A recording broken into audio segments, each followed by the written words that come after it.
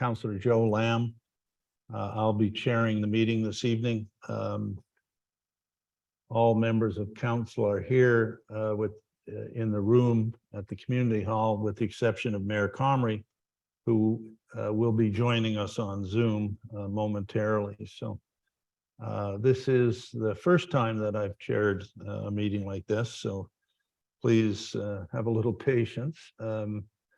I won't be running the Zoom. Our very capable CAO will be, and I'm sure everything will go fine. As I say, please put your microphones on mute so that we can't hear what you're saying, and hopefully we'll be able to do this tonight with no hitches or problems. So, having said that, I would ask all of us who can to stand and for our national anthem. Thank you.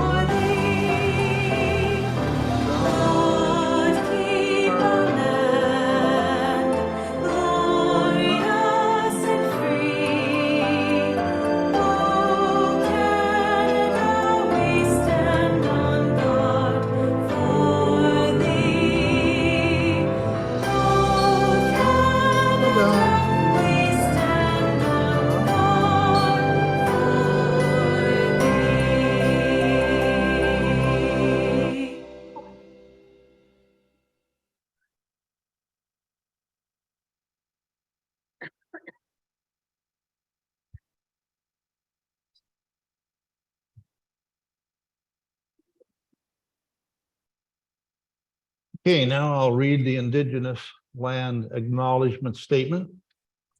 The municipality of Whitestone recognizes all of Canada resides on traditional, unceded, and/or treaty lands of the Indigenous people of Turtle Island. We recognize our municipality on the Robinson Huron Treaty Territory is home to many past, present, and future Indigenous families. This acknowledgement of the land is a declaration of our commitment and collective responsibility to reconcile the past and to honor and value the culture, history, and relationships we have with one another. I will now ask if any member of council has a pecuniary interest. Seeing none and hearing none, let it be noted that there is no pecuniary interest. Next is the approval of the agenda. I need a mover and seconder for the following motion. Whereas the members of council have been presented with an agenda for this meeting, be it resolved that the agenda for the meeting be adopted as presented. A mover, please. Councillor Woods, and a seconder, Councillor Bray. Okay, any discussion? All those in favor? Carried. Thank you. Okay, there are no presentations or delegations this evening. We are now going to move into the committee of the whole to deal with a couple of planning issues. So again, I need a mover and seconder for the following motion, that the Council of the Municipality of Whitestone move into the committee of the whole at 6:37 p.m. I need a mover for that. Councillor Bray moves. Seconder. Councillor Nash seconds. Just hold on, I hit the wrong thing there. Oh yeah, no, that's right. Councillor Nash seconds. Okay, all those in favor? Carried. Thank you. Okay. We have two planning items this evening that we will discuss. So the first one is 5.1, which is a consent application for Hissey and Mannery. Our planner, I think, is on the line. And I would ask, I will turn the floor over to you, John, to explain the situation and to answer any questions that people may have. Okay, I'll turn the floor to you, John. Thank you, Your Worship. Good evening, Council, staff, and members of the public. This is an application for the creation of three new lots, the southeast end of Gooseneck Lake by Hissey and Mannery. That involves a property that is approximately 100 acres in size and almost a mile of shoreline along the lake.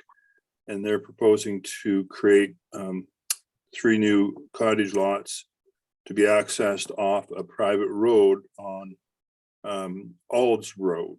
And the property will result in what I'll call premium size lots, which has the good fortune of more or less aligning with the draft lake community plan for Gooseneck Lake as prescribed in their draft lake planning exercise for future development on Gooseneck.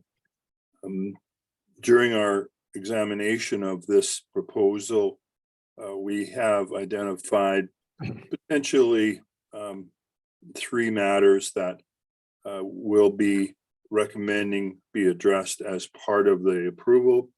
One is the natural heritage features that might be found on the property. We know there's some limited fish habitat that will continue to be protected by zoning. We also know that there inevitably will be some features that would benefit from protection from a closer examination by qualified environmental consultants. And this property is adjacent, or at least is close to, the landfill at Ald's Road.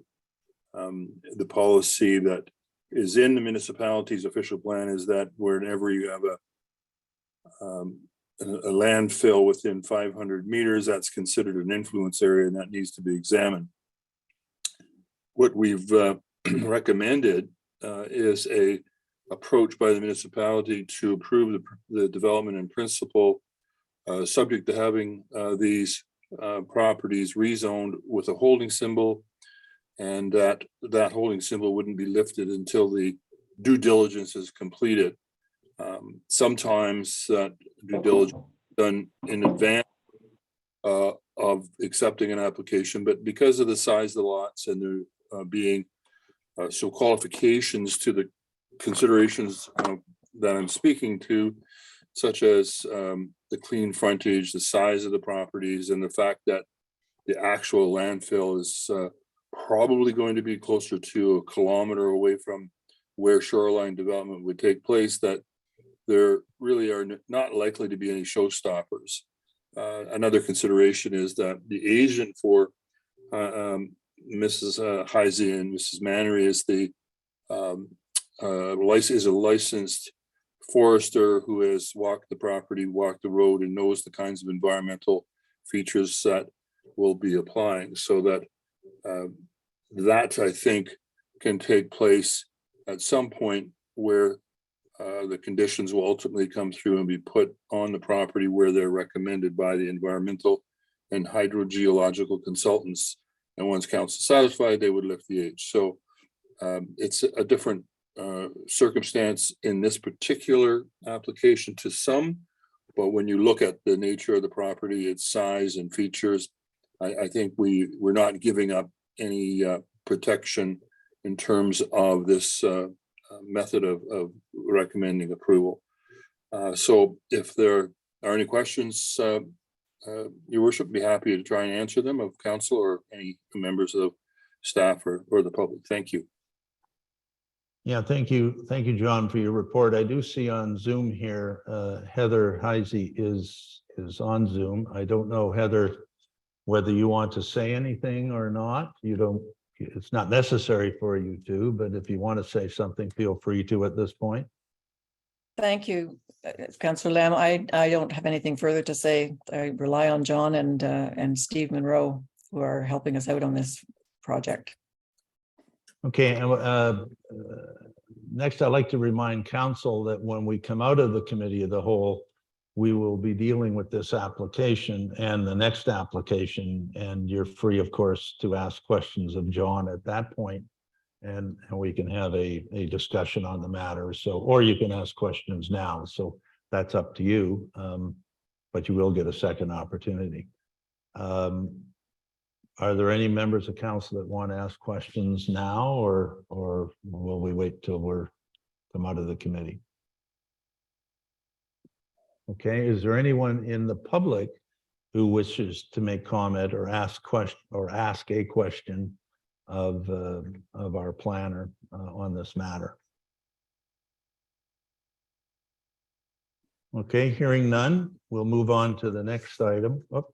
Mr. Chair. I'm sorry, Mayor Comrie, you put your hand up. Okay, Mayor Comrie. Yes, thank you.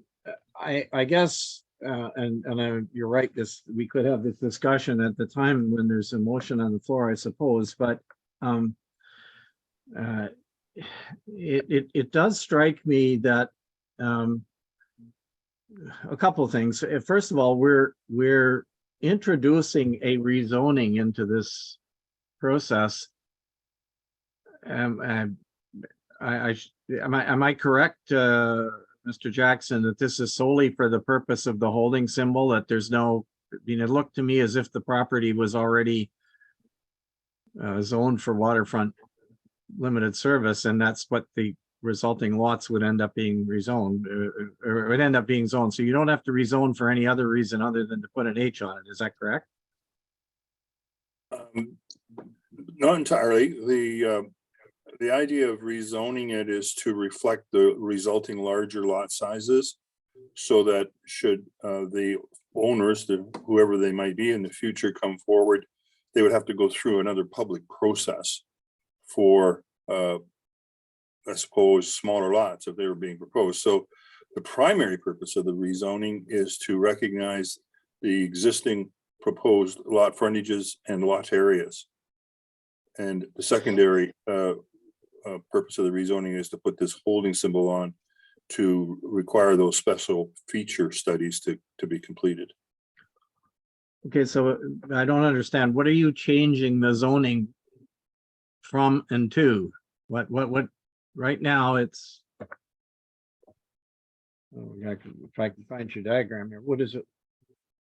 What are you going to change the zoning to?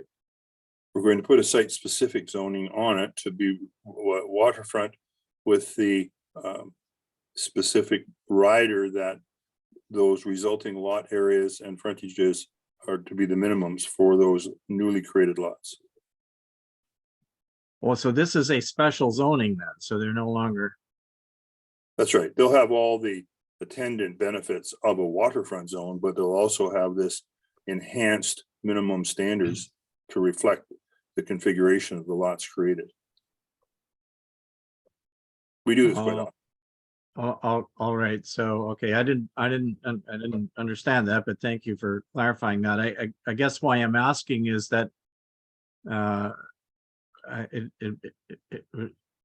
it seemed to me that we were adding some burden to the applicants if we asked them to do a rezoning in addition, because of course that ultimately puts us through another process. you know, theoretically, the planning board could approve this with what's being recommended here. The rezoning application could come back to Whitestone. Whitestone Council could reject the rezoning and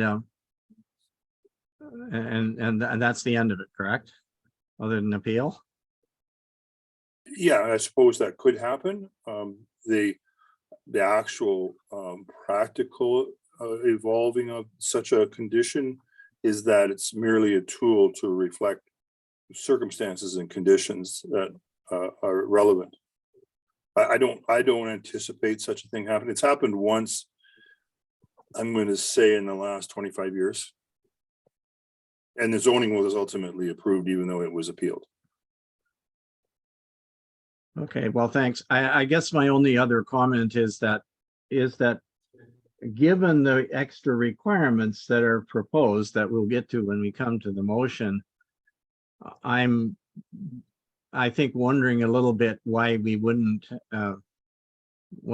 ask for those things up front before we declared the application complete, and then we could simply, you know, deal instead of having to go back eventually and you know, this, we get the reports, we don't know what they're going to say exactly. And theoretically, I suppose there's always the possibility they might come back and say, well, you should reconfigure the lots differently or something like that based on recommendations from the consultants. And then council might be then reluctant to remove the holding symbol. And please understand, I'm not expressing concerns about this particular application. I'm mostly expressing concerns about whether the process is risky to either the municipality or the applicants, that it somehow gets derailed down the road. That's all. And I think I characterized the property as not likely having any showstoppers, and I really have a great deal of confidence in saying that. Mostly we'll get likely a number of constraint areas cataloged. They will not be what I'm calling showstoppers in terms of needing to probably reconfigure, given the certain amount of I guess habitat attributes that the agent's aware of. I only think that given us very, I'm going to call it good planning application, I think it shows good faith to provide the applicant with the principle that we can support this subject to carrying out these exercises, which are more or less inevitable in terms of the kinds of things that we can expect, because this is probably a condition that's going to be several tens of thousands of dollars. And if I was a property owner, I'd like to know the principle has been accepted before I move on to that investment. Plus, this environmental world we live in terms of getting results, can be a year to 2 years in the making. So I think that given all those sorts of facts and understandings, I don't have any hesitation recommending this approach to council. Okay, thank you. Okay, anything else? Okay, we will now move on to item 5.2. This item is on the agenda, is a rezoning application by Mr. Rotham Roberts on Bolger Lake. Just by way of a little bit of review, a statutory public meeting was held on this matter on November the 1st, 2022, where council received and heard from the applicant and the applicant's planner and the public. The item is on the agenda today as a follow-up to that. This started in September, actually September the 20th, 2022, council meeting. And then, of course, there was the public meeting that I mentioned on November the 1st. The matter was deferred on November the 1st to a future council meeting at the request of the applicant and the applicant's planner. to allow the applicant and his planner the opportunity to respond to planning-related questions and concerns, and to give consideration to adjusting the application accordingly.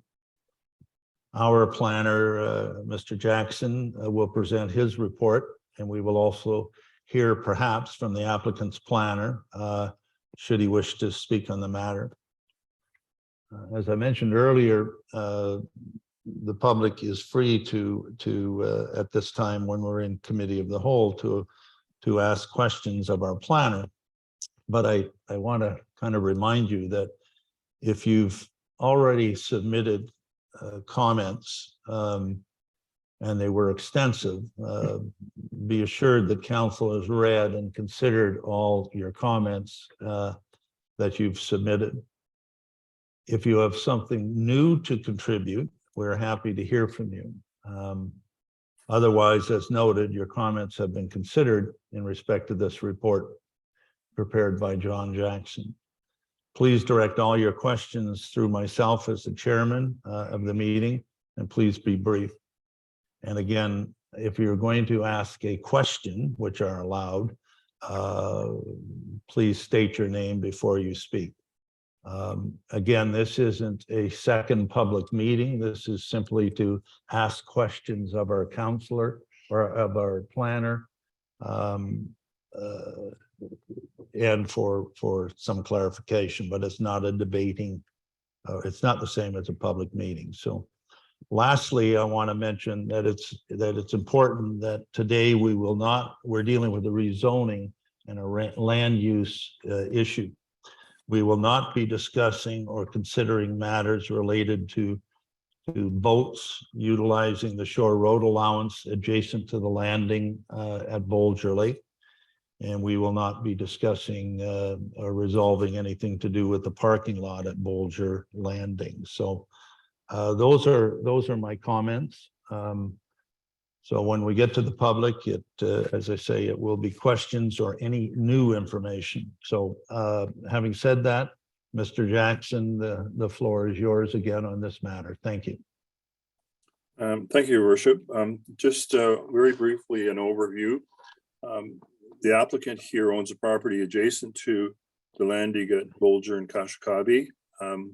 It really is the only property on these lakes that's directly accessible by road. All the others are of course, water access, where many, if not most of the residents on those lakes have access by means of a landing at the end of a crown road into the western side of Bolger Lake, at the end of a fairly winding trail from Ardbeg up along the hydro line. So this proposal to rezone one of the adjacent lots to the landing, a patented parcel, will allow for a small private marina along with some additional tourist facilities in terms of, I think, some rental cabins and storage associated with the marina operation. I think in general, the notion of supporting a private service for access at this location is believed to have some positive attributes to it for the whole of the neighborhood. As the community evolves and as the populations grow, I think it would be appropriate to consider this opportunity at the landing for marina services. We have prepared an initial factual report for the public meeting that was held in November, as the chair has indicated. There were a great deal of submissions made with respect to this application. As directed by council, discussions have taken place between myself and the applicant's planner, and we did do a follow-up report that's before council's agenda tonight. We will undertake a site-specific bylaw, which will be kind of a hybrid, so that it will only reflect the uses that the applicant has indicated on a site plan that was prepared after the public meeting. And I understand that we hope to have that bylaw at a future council meeting, perhaps in February. And I turn it back to the chair for through his direction at this point. Thank you, John. Mr. Roberts has a planner, Stefan, I think is his name. I don't know whether he's on here. I think he is. I think I see him up here in the left corner waving at me. So Stefan, do you want to introduce yourself and say anything to this matter? Thank you. Thank you, Mr. Chair. Yes, I'll be very brief again.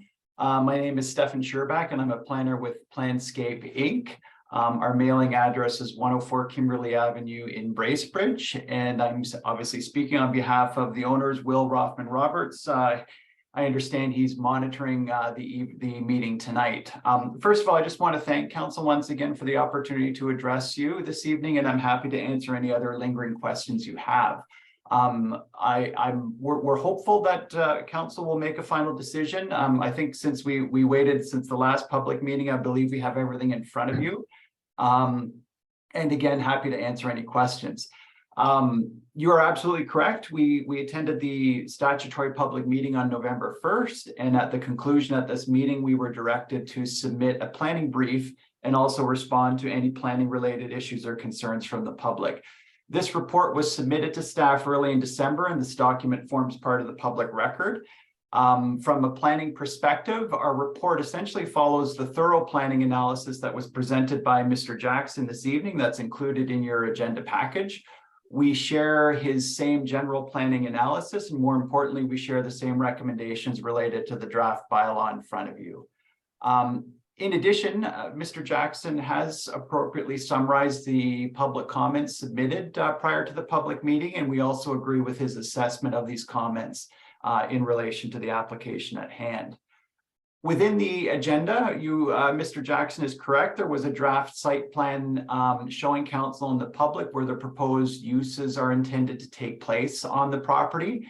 And in order to clarify our client's intended use, he has agreed to reduce the number of permitted uses in the new zone, and this is included in the draft bylaw, again, for a site-specific bylaw that applies to this property only. It is our client's goals that the properties for the property are very clear. He simply wants to establish and run this business for the betterment of the municipality and all the residents, visitors, and users in this special area. So in summary, Mr. Chair, I'm satisfied that the revised proposal conforms to the direction of your official plan. It represents good planning. And if any members of council have any other lingering questions, I'm happy to answer them prior to your decision. Thank you.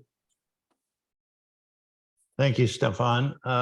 Okay, are there any questions of council at this point? Again, we'll be debating it once we come out of committee of the whole, but does anyone? Oh, yeah, I will in a second. Anyone from council have any questions at this point? Seeing none in the room anyway.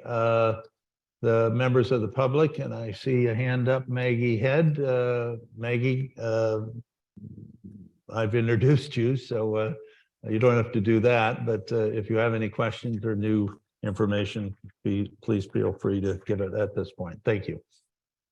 Yeah, thank you for allowing me to speak, Mr. Lamb. So just back to the draft site plan. There was a proposal put on the website. Just hold on a second, Maggie. Can we turn this up a bit in here, or is that possible? We can hear you, but not speak, Maggie. That's the first time this has ever happened where you can't hear me clearly. Okay, there, we can hear you now. Thank you. So there was a proposal put together, a very brief one, on the site plan that was included with this agenda.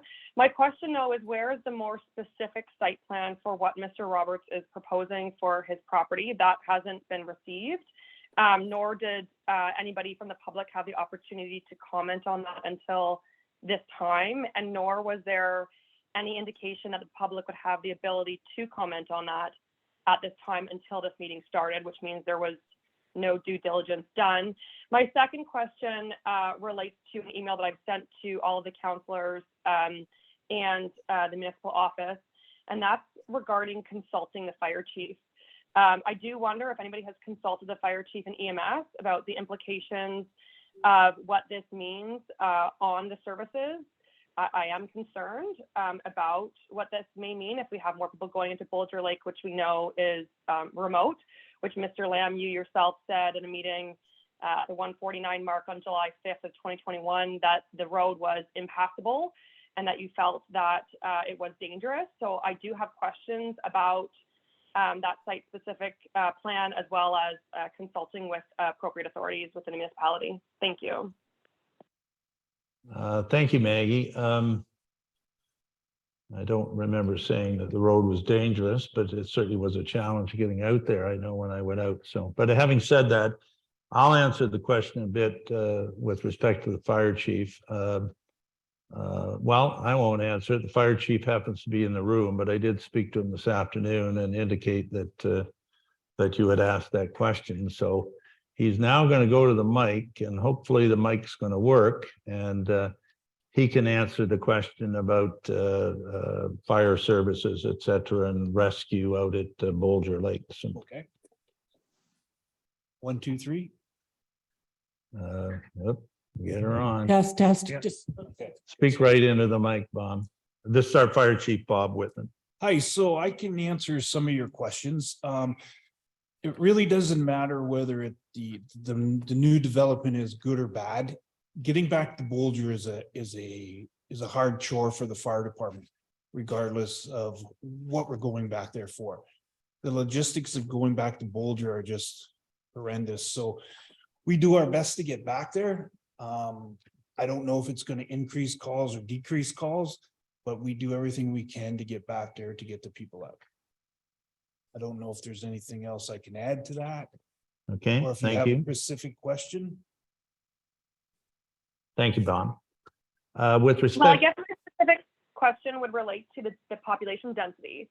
If population density is increasing, that would ergo mean that you would, in fact, have more calls for EMS that you are responding to.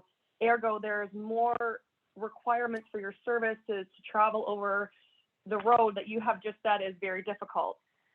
So I do wonder what the implications of that are for the residents of the rest of the municipality if you're being dispatched out there, the draw on scarce resources that could be utilized elsewhere. Well, there's always a draw on services no matter where we go when we're off road.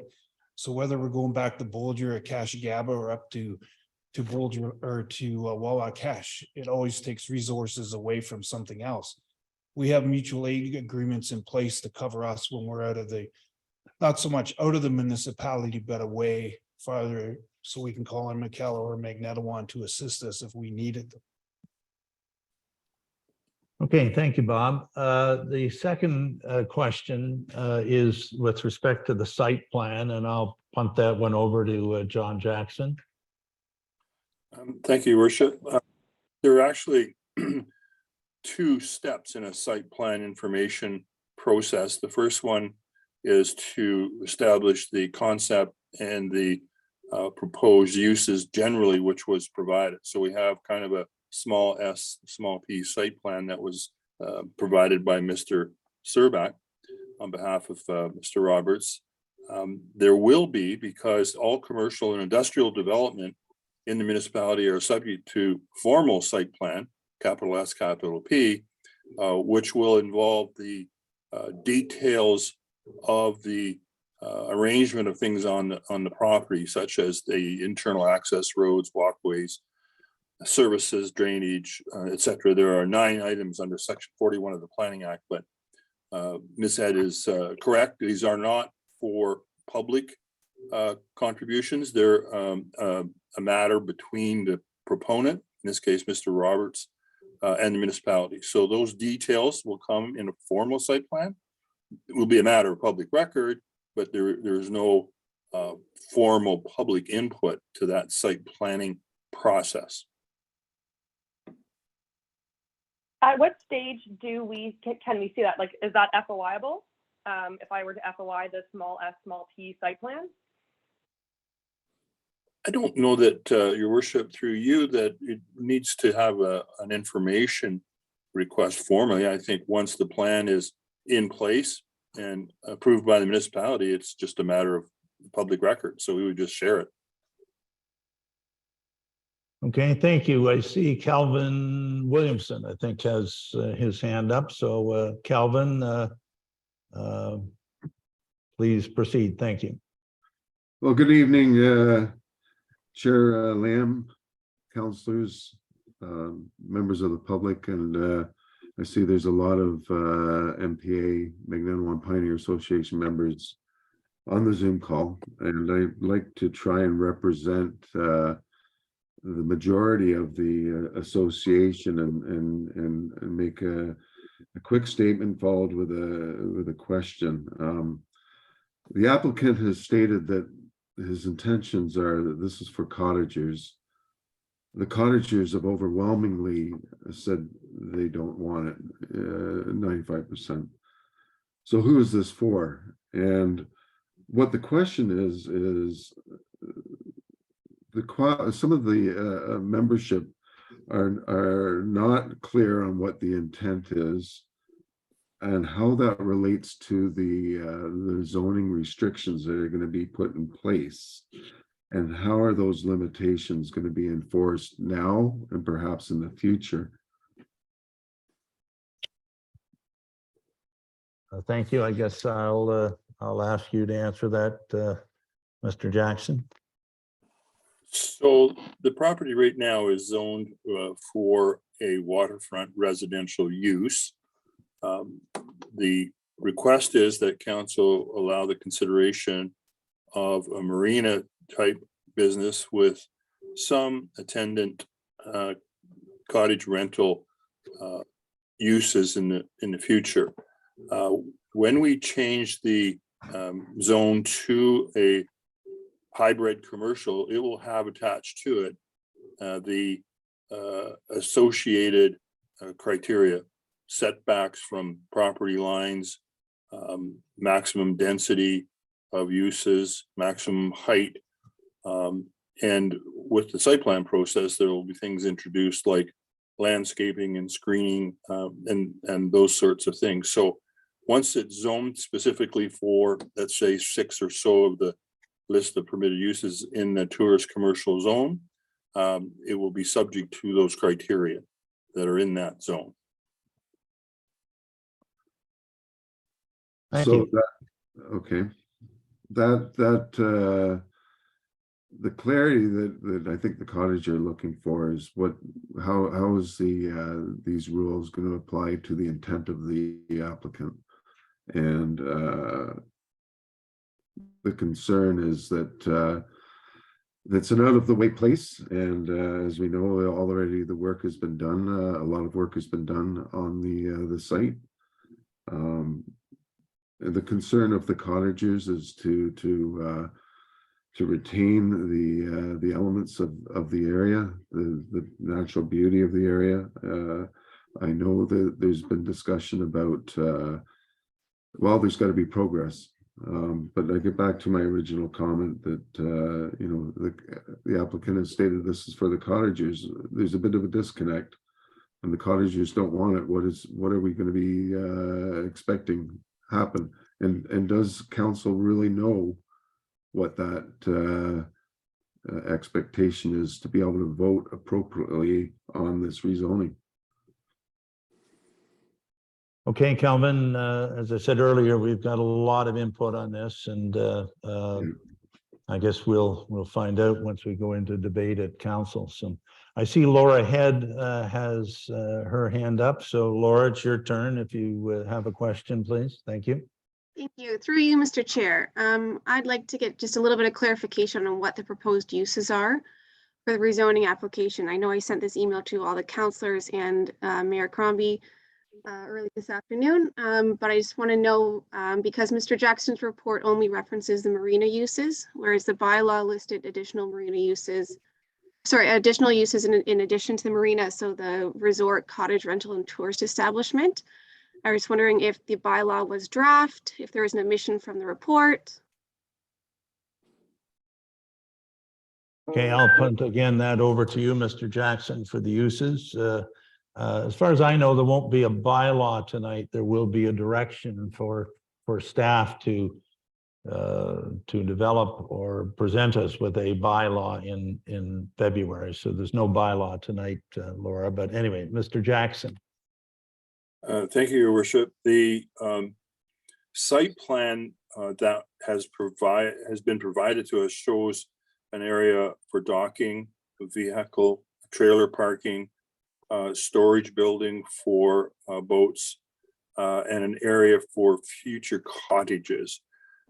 Perhaps I do not know this timing schedule, and I certainly don't really know what the potential aspiration is for number of cottages, for example, that might be available for rent, but perhaps Mr. Serbak might know on behalf of this client, but I get a sense that it's very limited to perhaps a small number of cabins, but I couldn't answer that. I think he'd be in a better position to answer that. Thank Mr. you. Serbak, do you have anything to say on that? Thank you, Mr. Chair. The short answer is no. Our client wants to keep some options open for expanding the business at this time. I think you've got some very strict provisions in your zoning bylaw and official plan that will regulate things like density. So the whole idea is more of a wilderness retreat, and if there's a handful of cabins tucked into the forest, that's and there's a desire for that type of experience, that's exactly what our client is intending to do. But the short answer is at this time there's no plans to look at this right now. They're going to proceed with the zoning bylaw amendment, proceed with the site plan, and as things grow, clearly there'll be some changes at a future date if that's the case. So is the intent to proceed with the zoning bylaw only to address the marina uses used in Mr. Jackson's report? Or is the intent to proceed with the zoning changes in marina in addition to the the resort uses?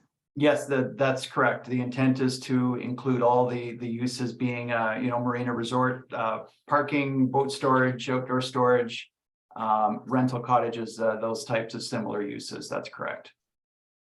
Okay, thank you very much. Thank you. I see Nadine. Could you pronounce what you like? Happy to help. Mignardi, is it? It's Nadine Mignardi, yes. Okay, Um, Nadine, you're up. Thank you. As an MPA member, I just wanted to make sure I heard correctly. I thought I heard you to say that the bylaw itself is not yet been drafted, and as part of approving this request, you are also drafting a new bylaw. Is that correct? I don't have it right in front of me, but there will be a bylaw. I think the motion. Very similar. It's pardon? Oh, it's very, okay, this is the draft bylaw here. I do have a very long draft bylaw. But it'll be coming back to council, yeah. So tonight after the open session, it will be both approval of the bylaw itself, that the decision is going to Where's the be motion? made regarding the rezoning application. Now, we will be debating once we come out of, I've got to get the right motion here. The motion that we will be debating at, oh, it's on 2 pages. I will be reading out once we get out of the committee of the whole, but it will say the principal uses, auxiliary uses, et cetera, basically what's in the report. So, and this will all be read out, and council will debate and decide on it. And you'll hear it all. Thank you. I appreciate this is a newer, unique, perhaps situation, especially for the area, I guess, like the specific Boulder, Kashigaba area. But it is concerning that both the bylaw and the rezoning are being done like as part of the same decision-making process. I do appreciate that the newer information coming forward emphasizes the marina I mean, there's obviously informal marina needs there, and moving forward, the marina itself piece is not as concerning. It is the other pieces that really seem very unclear at this point. Okay, thank you. Again, I see no, thanks, Nadine. I see no Mr. other hands up, so at this time, I'm going to ask for a mover and seconder to reconvene into regular meeting of council. That, and I'll read the motion that the council of the municipality of Whitestone reconvene to regular meeting at 7:18 PM. I need a mover and seconder. Councillor Woods moves, seconder. Councillor Nash seconds. Councillor Nash, all those in favor? Carried. Thank you. So we are now going to deal with the matters arising out of the committee of the whole, which are these two applications. So let's get the motion on the first one. This is the Heisey one. So matters arising, consent application B52/2022, Heisey and Mannery. Whereas John Jackson Planner Inc. has prepared a report for the Perry Sound Area Planning Board regarding consent application B52/2022 W Heisey and Mannery, and provided a copy to the municipality of Whitestone. Now, therefore, let it be resolved that the council of the municipality of Whitestone receives this report as information, and that the council of the municipality of Whitestone recommends the consent application for the approval in principle, subject to the following conditions. Number one, that payment of parkland dedication fee be made in accordance with the current municipal fees and charges bylaw. And that number two, that the new lots receive 911 addressing from the municipality. Three, that the applicants retain a qualified environmental consultant to assess the natural heritage features on the property. And number four, that the applicants undertake a scoped analysis by a qualified consultant to determine the impacts, if any, that the existing municipal waste site at Alls Road will have on the proposed consents. And that five, that that lands be rezoned to recognize the proposed lot areas and frontages, and that the lands be placed in an H holding zone pending the completion of the environmental and hydrogeological assessments to the satisfaction of council. And that six, that the applicants enter into a 5126 consent agreement with the municipality of Whitestone to be registered on title to recognize the private road access, to include the special septic design features, and to include any specific mitigation measures resulting from the environmental and hydrogeographical assessment, or geological, assessment. And seven, that payment of all applicable planning and legal fees be made to the municipality of Whitestone. So I need a mover and seconder, I think, of this, don't, yeah, a mover of this motion, please. That's Councillor Woods. A seconder of the motion, Councillor Nash. Okay, any discussion? Councillor Woods.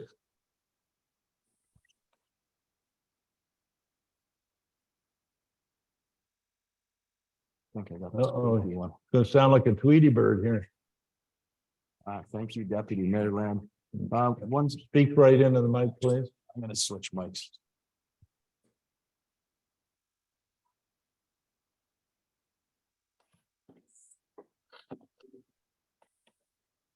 Thank you, Deputy Mayor Lamb. One question I had was just in the wording. I had noticed under point 7, that payment of all applicable planning and legal fees be made to the municipality of Whitestone.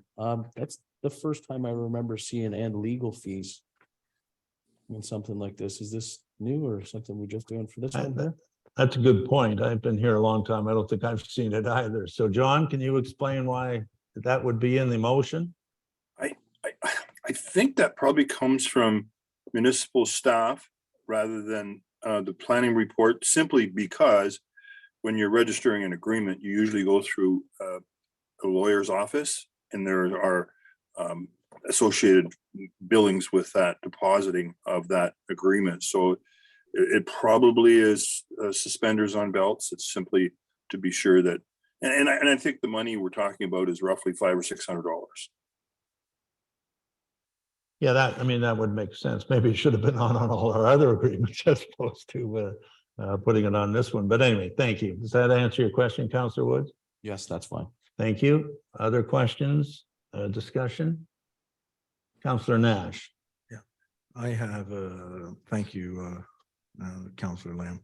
I have a few questions. Speak right into Oh, the mic, yeah. please. and I have, thank you. I have a few questions, and I guess I'll just follow up on what Councillor Woods had said before I get into what I really wanted to speak to.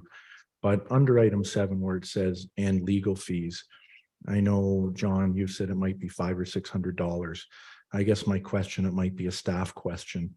If the Heisies and the Manneries were to appeal a decision here, and we say and legal fees, would they not then be on the hook for our legal fees for such a thing if we put and legal fees? I'm not sure. Again, I've never seen it either. I think Councillor Woods caught something really good there. I've never seen it, and I guess I'd ask if that would also entail anything else, if there's any appeals or stuff, and they say and legal fees. So I don't know if I get an answer on that. In terms way- of any appeals, I would think Mr. Jackson could comment on the legal fee part. Maybe not. If not, I'll ask our CAO to comment. John, do you have anything to say? Yes, traditionally, if there was, for example, a refusal of the consent and the applicants were to appeal that refusal or denial, each side bears its own costs. So that reference to legal fees wouldn't have anything to do with a dispute between parties. So that only would be for in-house expenses. Thank you, Councillor Nash. Okay, thanks. So I guess I have a few notes here, and I guess I just want to start with a brief statement. I know this is the first planning application that's in front of the new council, like the first new planning application. And I know a lot of us spoke to it in the past, but I think we have to make sure to do our due diligence as council to ensure that we're following the procedures and protocols and everything when deciding on applications.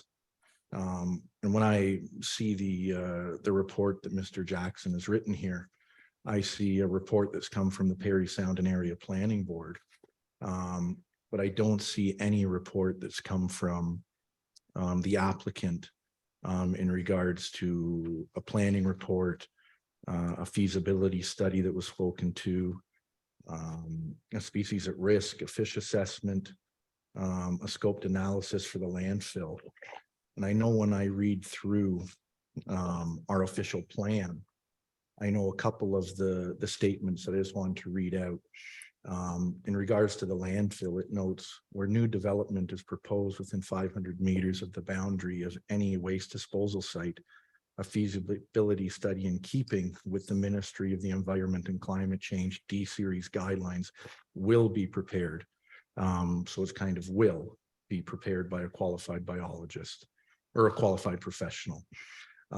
There's another section to the official plan, 12.01.1, that reads new development will only be permitted where it can be carried out without negative impacts on fish habitat.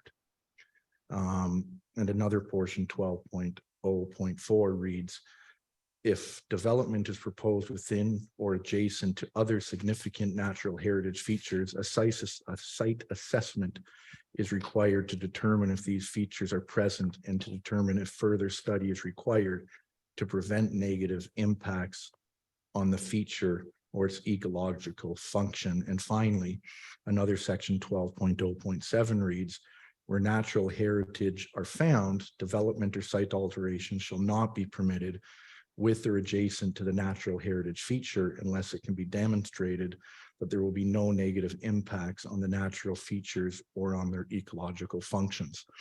Now, when I read through that, I see this, and I know there's a large wetland, two large wetlands, or type 1 fish habitat is what is noted on a fish habitat map and EP on our official plan. I know there's quite a lot of that in a couple areas, and I'm looking at it from new council, wanting to make sure we have all the reports in front of us in order to make an informed decision, not making an uninformed decision and hoping that down the road, the reports come in that will allow the loss to go through with a holding pattern on it. And when I go back to the landfill, it noted about development.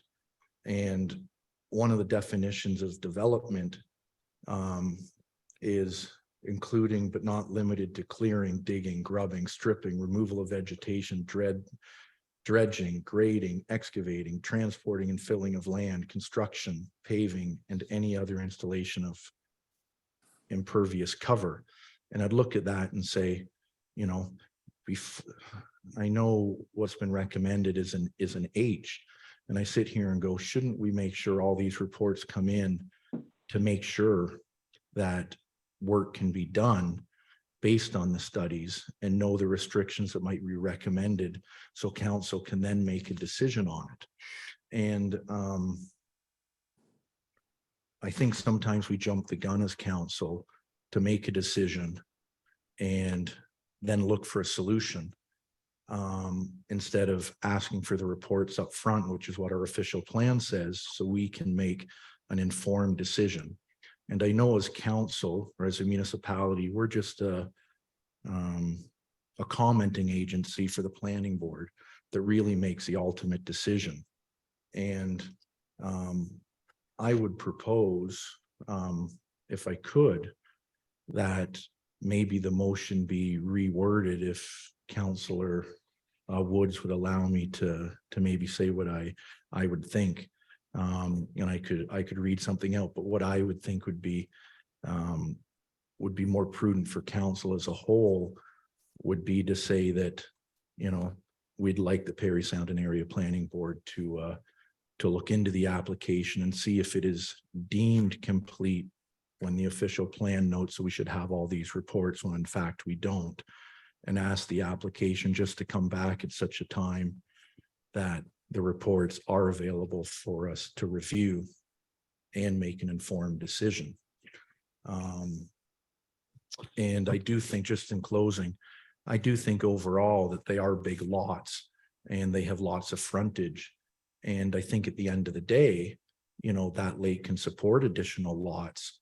And that I'm sure in the future, the lots would be approved. I just think we should follow the proper protocols and get the reports up front. So once everybody else has thank you, commented, Councillor. if I could propose a motion, but let everybody else speak first. Yeah, thank you, Councillor Nash.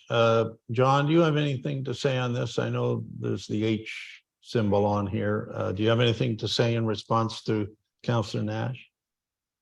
I could just comment, Your Worship, through you, that there's nothing that says the studies have to be done up front or done at all. If we were to conclude that the data that we have is sufficient for us to make a recommendation, then we would simply conclude that. And that in this case, I'm saying, for example, if we talk about the landfill, the issue there is whether the water table might have migrated to a location that would potentially expose the municipality to some kind of liability. The actual probable development, is there a technical problem? a little bit of a noise. I don't know what it is, but just hold on. I think it's just gone away. Thank you. Okay, so the probable development here is going to be adjacent to the lake, which is more than probably much more than 500 meters. Secondarily, I submit that you'd probably use lake water for human consumption. And because of the nature of the shield being impervious, I doubt very much that any of the leachate chemicals are going to expose the municipality to any liability with the creation of these lots. So it really is excessively cautionary, but I'm suggesting that we put it in as part of the assessment that needs to be done. The type 1 fish habitat really has already been done. It's identified through the configuration of EP zoning. So that is a clear boundary already established. We've gone through natural resource and environment data to say that there are no real serious habitats like provincially significant wetlands or known species at risk. And those legislative requirements don't require that you do the studies up front. In fact, the way that the Endangered Species Act works is they won't give you any comment until you actually propose to put a shovel in the ground. So what's going to happen is there are going to be constraint areas where there are potential habitat, and will guide the future development of these lands without impacting harmfully or adversely impacting on those constraint areas. So the policy is not correctly interpreted to say you must do these studies up front. And in some cases, the studies may not be necessary. I'm of a very convinced view that these studies we're going to do in the format that we're providing will be more than enough protection, not only for the municipality's interest, but the environment's interest. So the hooks are all there, the guarantees, if you like, so that I don't have any difficulty with suggesting to council that this is not a case where these studies need to be done up front. Need to be done at all? It's just being extra careful in my mind. And I see probably a long-term property owner that's interested in proceeding with these investigations, but would like to know that, in fact, the principle of allowing the consent to go forward is something that will assure them when they go to spend the $30,000 or so on these investigations, they're doing it with the knowledge that they're going to get support at the end of the day. Thank you. Thank you. Any other comments from members of council? Councillor Woods. Thank you, Deputy Mayor Lamb. Just two quick ones. One, I'm sure it's just a typo, but on page 16, it says the former landfill on Alds Road. Well, your worship, we did catch that. It was changed to recognize that it is still a landfill. So that was fixed. Sorry. Good eye. Anything else? Just one other one. I know in past, when there's been consent applications on any of the lakes, it was normally circulated through the lake associations. Did the lake association have this application sent to them? I believe so. I can double check that for sure. I did go to their lake plan and was very pleased to see that it really complies with their recommendations in that lake plan. But I will double check that, your worship. Okay. Any other comments from members of council? If not, I'll go last, I guess, on it. So nothing else? Yeah. So I hear what Councillor Nash is saying, and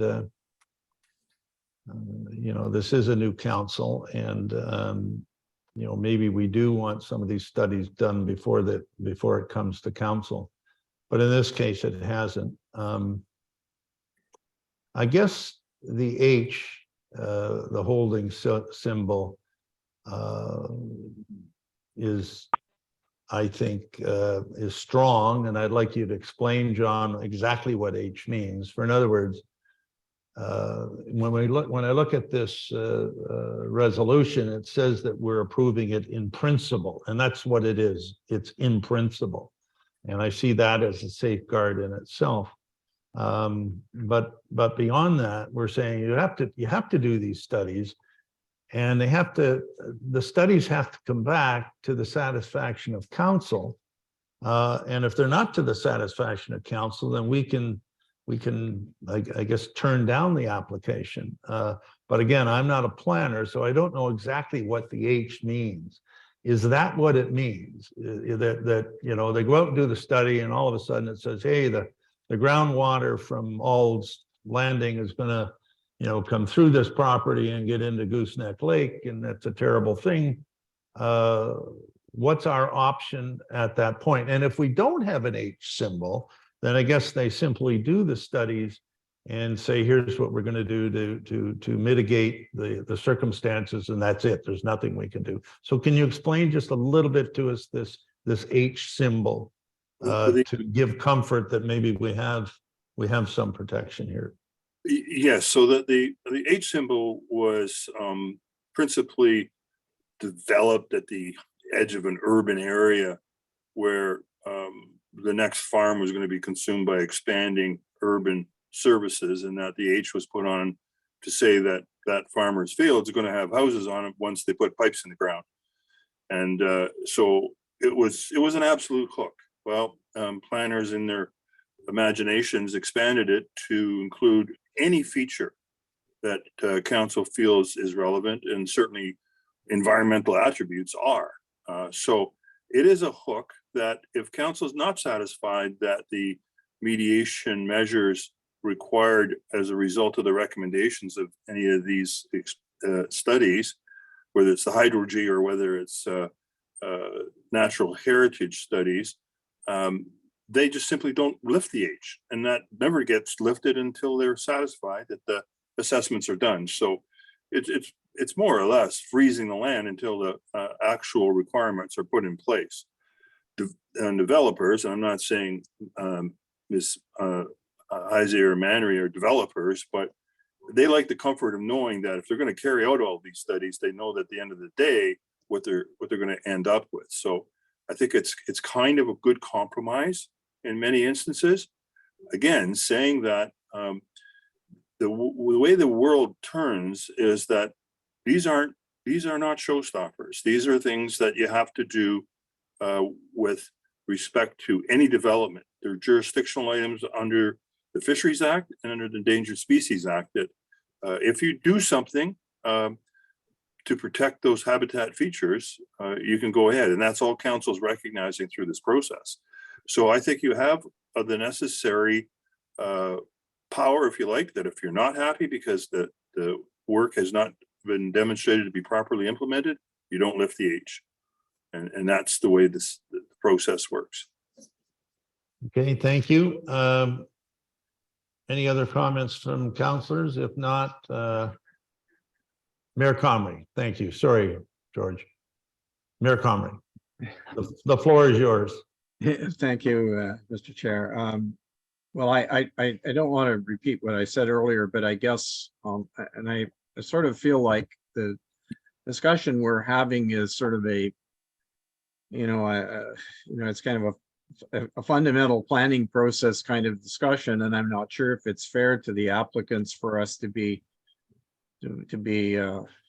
just trying to resolve the process issue on this. They just happen to have the misfortune of being the first one to come to raise some of these issues. But I without repeating what I said before, I guess the question really are these studies that we're asking to be done, are they decision factors or not? And I hear the argument that they're not really, because it looks like it's everything's okay, and the Secretary of the Planning Board clearly is satisfied that there's not much risk. And frankly, I don't think there's much risk personally. I would say I don't think there's a lot of risk that you're going to find something really significant here. But we are requiring all these things. And ultimately, there is a decision point because this comes back to council down the road and council has to decide to lift the H. And I guess the question is, what if there are concerns that suggest that the whole thing should be repackaged or whatever? Well, at that point in time, the new lots have already been created. They've already, in fact, been registered. Well, I guess they haven't been registered because the agreement isn't done, but then it's kind of back to the beginning. So I sort of feel like, you know, it's kind of like we're kind of play both sides of the coin here. We're on the one hand, we're saying, yeah, look, this looks fine, let's just approve it. And on the other side, we're saying, but just in case, maybe we should hold out this. And I guess if we thought that there was if we think that there's not much risk, then we should just approve it without I'm talking about without the holding symbol.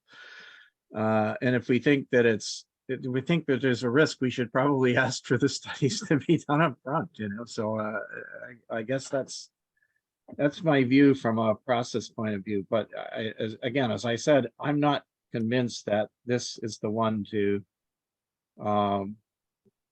you know, I'm not convinced that this particular application is the one where we need to do this. But we have dealt with some others in the recent past where clearly that I think the same discussion probably should have been had, and then we might have declared the application, some other applications to be not complete and said, sorry, we want those studies up front. So I in that sense, I think that Councillor Nash is actually, I'm sure you'll be shocked to hear this, but I think he's actually raising a valid point here. That's all I want to say. Okay, so what's the desire of council after all this? We've got the motion before us, and I guess we either vote on this motion with an H symbol or we do something different. Mr. Councilor. Chairman. Mr. Chairman, Hello? is the applicant entitled to be heard from? Absolutely. My Well, name- no, excuse me, you're not. Heather was heard from when we were in the committee of the whole, but you're not at this point. No, this is being debated by council, so you're not allowed. Thank you. What about those other people who spoke? So a question's been raised by Mr. Nash now that we didn't have an opportunity to deal with because you didn't raise it during committee of the whole. Okay, I'm going to allow you, and this is only once, and it's got to be very brief, okay? This is not within our rules to come in at this point, so be very brief. I just want to make the point, sir, that the way that the application is framed in Jackson's approach is a process that would encourage development on the lake because it allows the developer to have some sense that the process will be approved if the hurdles of assessments, environmental assessments, and so forth come in positively. The way that Mr. Nash is proposing that you do development in the future is that you require each applicant to undergo all of the costs of creating a full development before you decide whether you will approve it.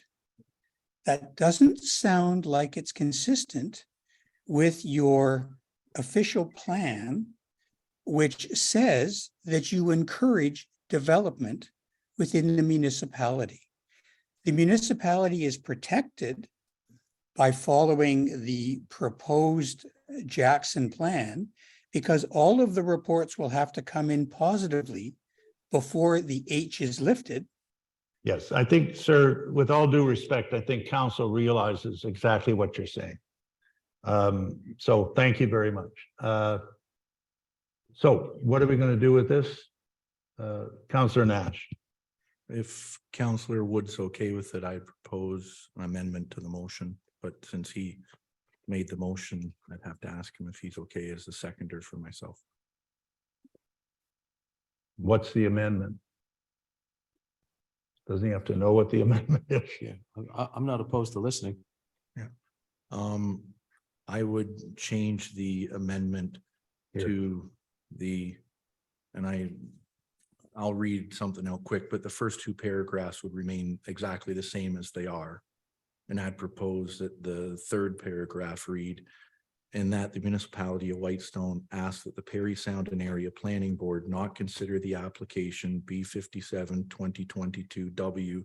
Slow complete. down. Oh, yeah, I can hand Michelle a copy after if it's gonna go any further, so I'll restart.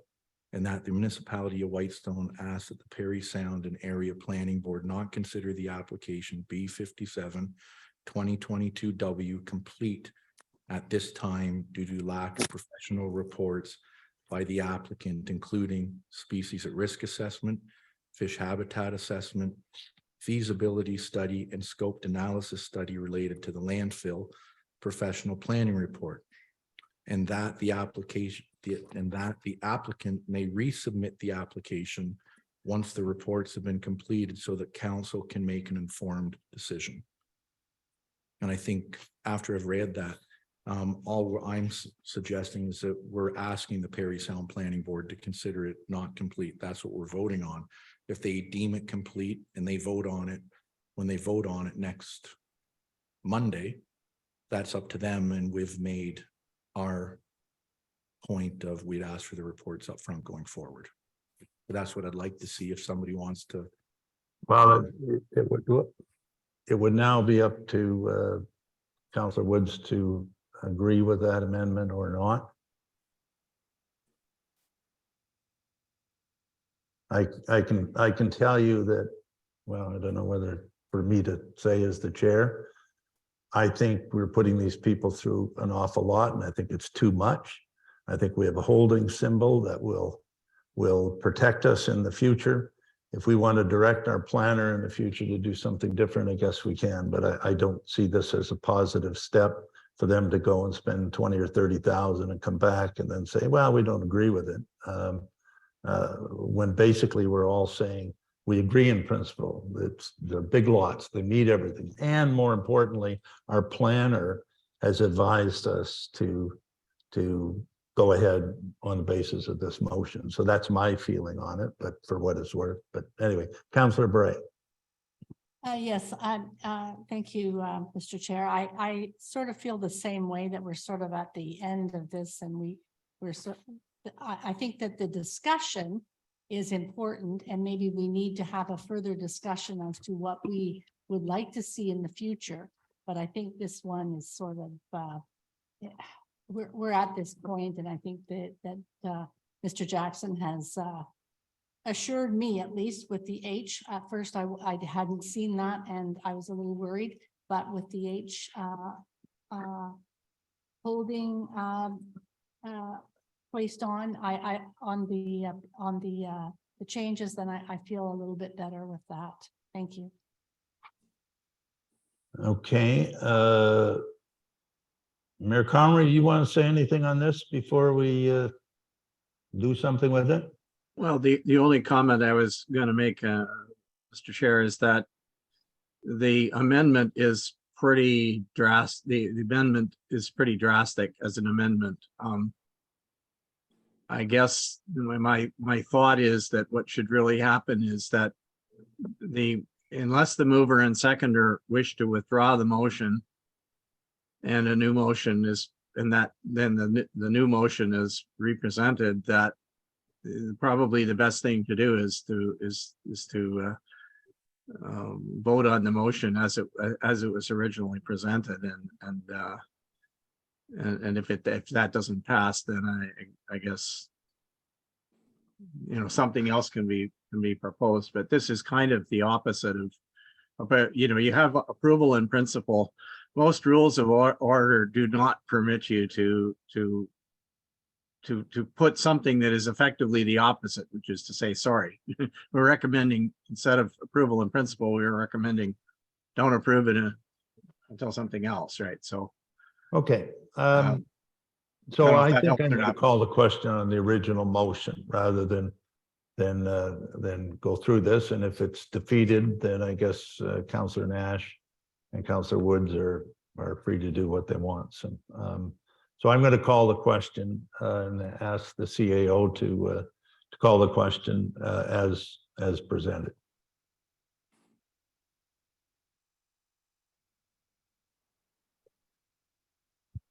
Thank you, Mr. Chair. Councillor Janice Bray, Yes. Mayor Comrie,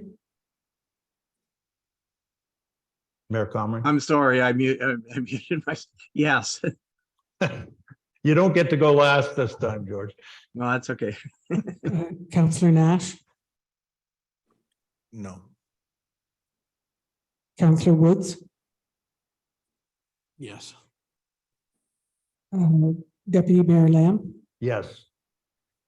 Okay, that is passed. That motion is carried. Thank you. We'll now go on to 5.2. If I could have the motion for that, please. It's another two-pager. Okay, away we go. This is a proposed zoning bylaw amendment to rezone part lot 24, concession 6 in the geographic township of Burton from waterfront residential 1 limited services WF1-LS to tourist commercial exception C2-4 zone Roberts. That the council of the municipality of Whitestone does hereby receive the information in the supplementary report from John Jackson Planner dated January 4th, 2023, and that the site-specific bylaw related to this matter include the following permitted uses. Principal uses: marina, resort, vehicle and trailer parking, boat storage, outside storage, tourist establishment, rental cottages, ancillary uses, dwelling and then accessory uses, and that staff be requested to bring forward a site-specific bylaw in respect of the proposed zoning bylaw amendment at a future council meeting. So I need a mover and a seconder for this motion, please. Councillor Woods will move it. Seconder, Councillor Bray. Okay, discussion.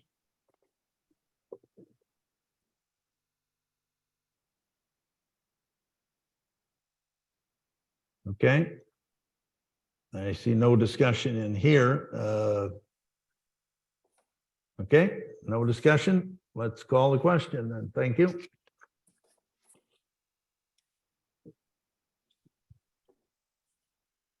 Councillor Bray, Yes. Mayor Comrie, Yes. Councillor Nash, Yes. Councillor Woods, Yes. Deputy Mayor Lamb. Yes. Thank you. That motion is carried. Okay. Council never ceases to amaze me. I would have thought the discussion was just the opposite, but it wasn't. So anyway, away we go. Okay. There's no, where are we here? I think there's no public meetings tonight, so we're now on to the consent agenda. I need a mover and a seconder for the following: the consent agenda, whereas the Council of the Municipality of Whitestone has reviewed the consent agenda consisting of 7.1 council and committee meeting minutes, 7.11 special council meeting minutes for January the 5th, 2023, 7.12 special council meeting minutes for January 9th, 2023, 7.13 regular council meeting minutes for January 10th, 2023, 7.14 special council meeting minutes for January the 12th, 2023. 7.15 special council meeting minutes for January 16th, 2023. 7.2 unfinished business listed on page 5.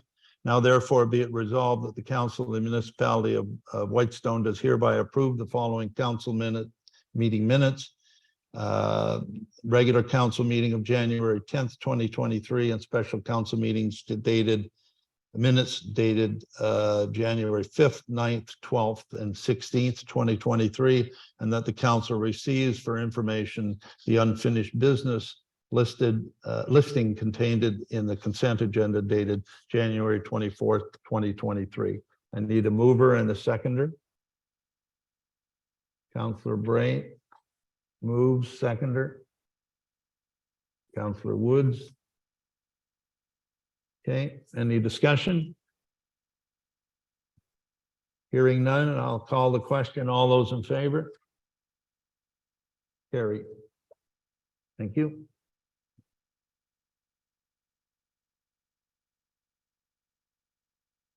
Accounts payable, I think, is next. Thank you. Again, I need a mover and seconder for the following motion. Accounts payable, that the council of the municipality of Whitestone receive for information the accounts payable listing in the amount of $157,056.76 for the period ending January 15th, 2023. I need a mover and a seconder. Councillor Nash moves. Seconder, Councillor Woods. Okay, any questions on the accounts payable?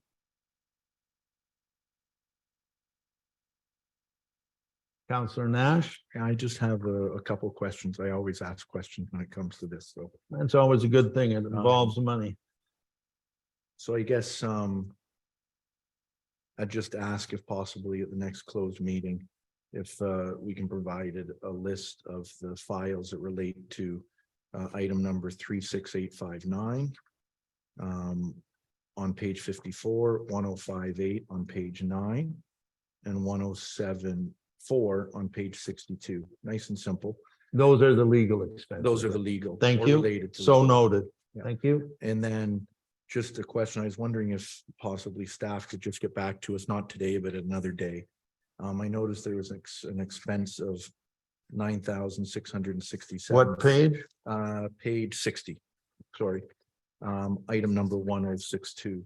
1062. Okay, Yeah, thank you. For a compactor purchase. I'm just wondering if staff can let us know what that was for. I'm assuming it's for the works department. I'm assuming they needed it. Maybe just a quick little summary of what it was for. So Perhaps the CAO can give us an explanation at this point.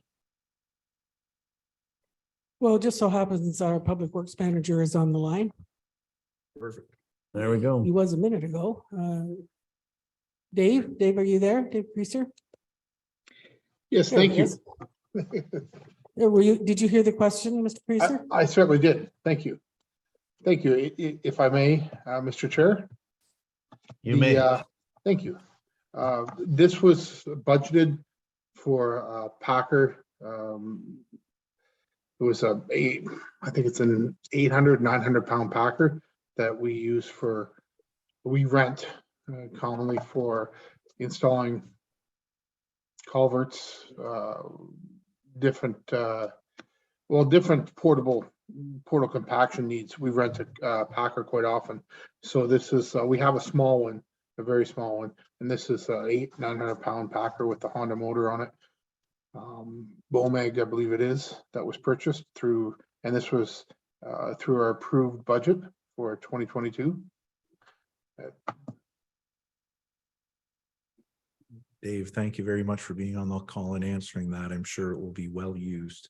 Okay. And then my final question was in regards to, on page 62, item number 1075, Sturgeon Falls brush.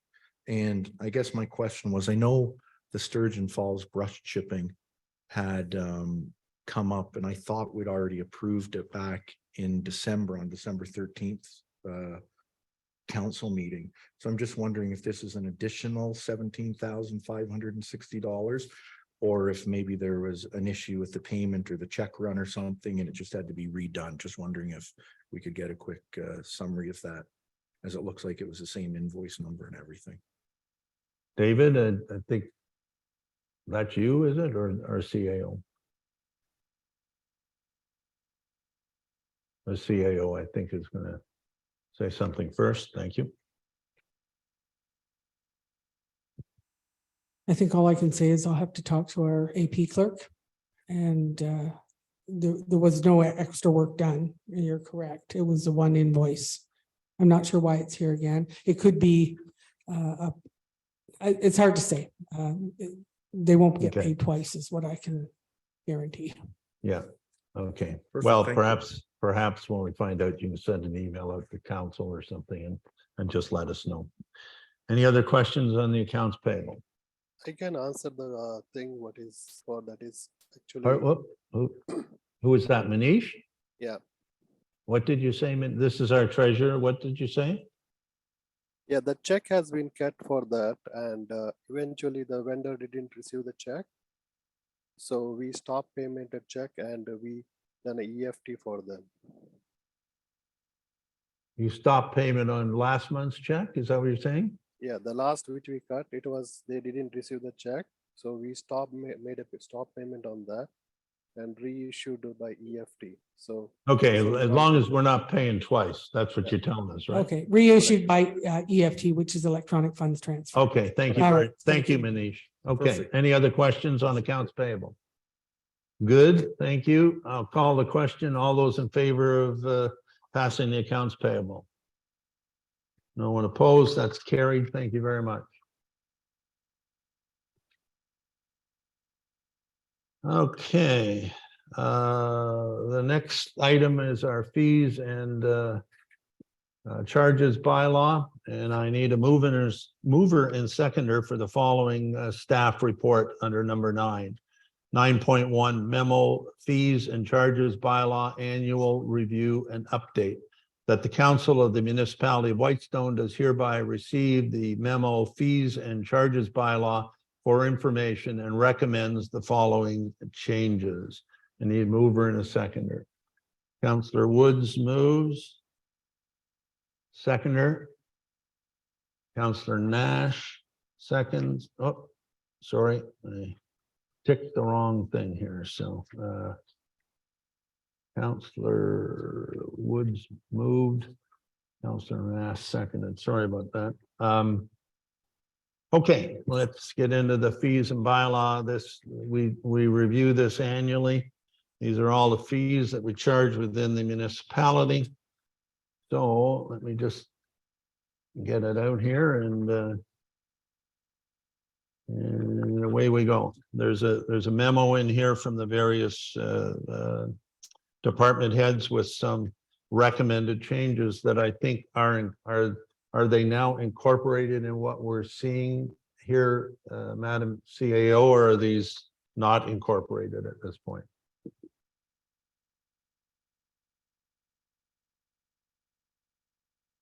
Thank you, Mr. Deputy Mayor. They are not incorporated at this point. The schedules are the existing bylaw.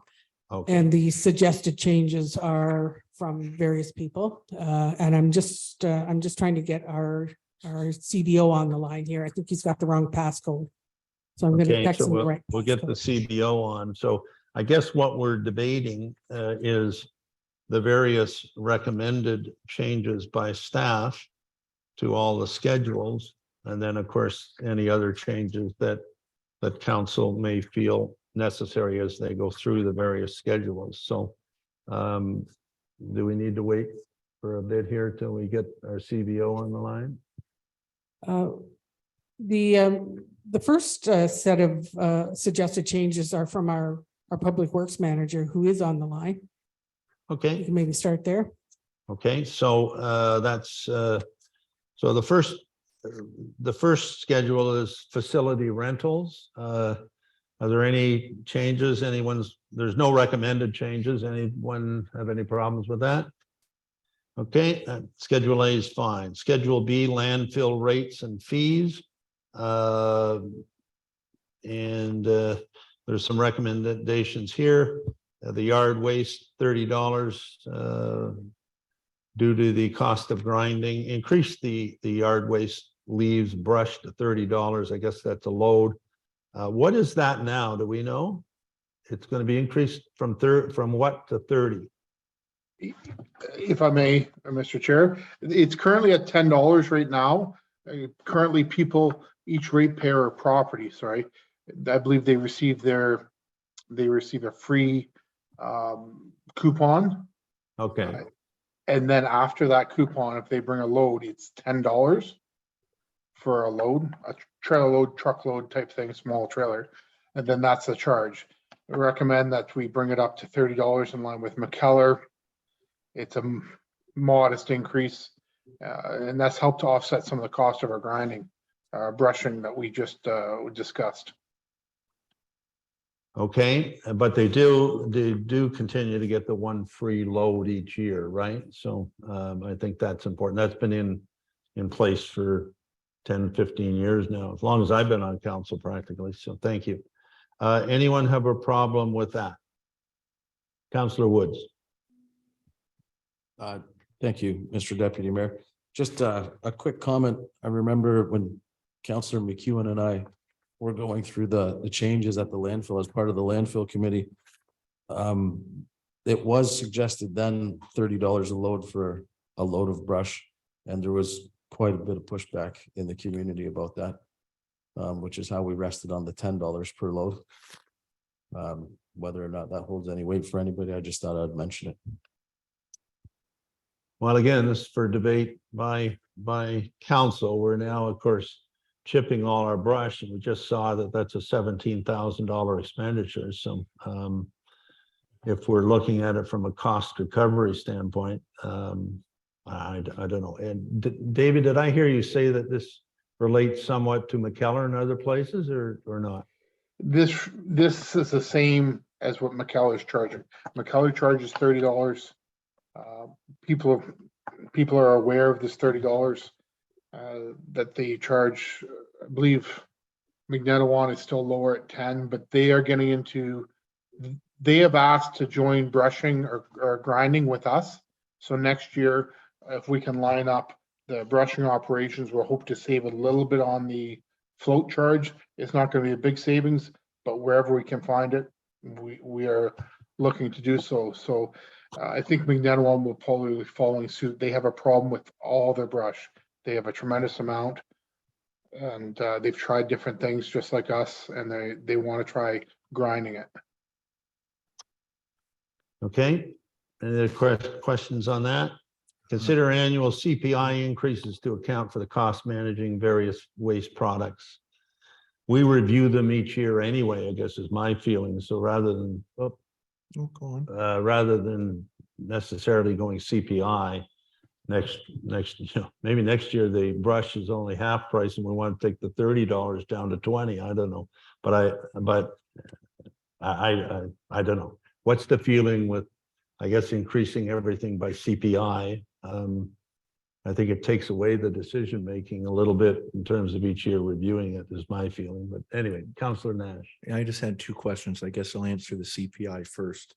I'm going to use an example: mattress, large, double queen or king, $20. If it goes up by CPI, I don't see many people wanting to pull out $20.32 or something. So I think us looking at it and having round numbers probably makes sense.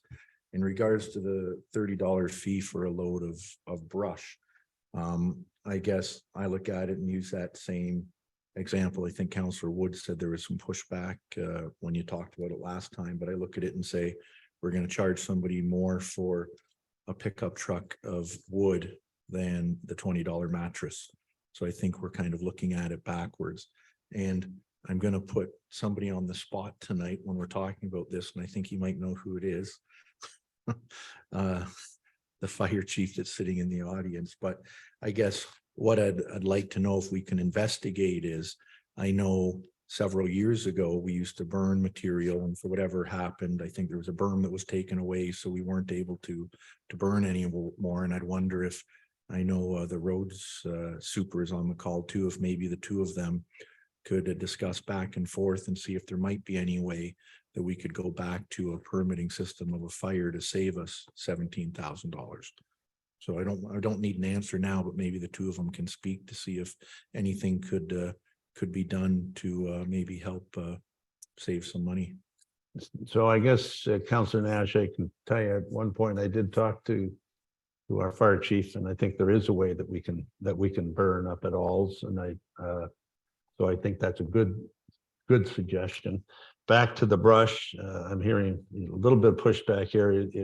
Can I be so bold as to suggest maybe we cut the difference and make it $20 for this year, and everyone's copacetic with that? Yeah. Okay, let's make it $20. Anyone in disagreement to that? Thank you.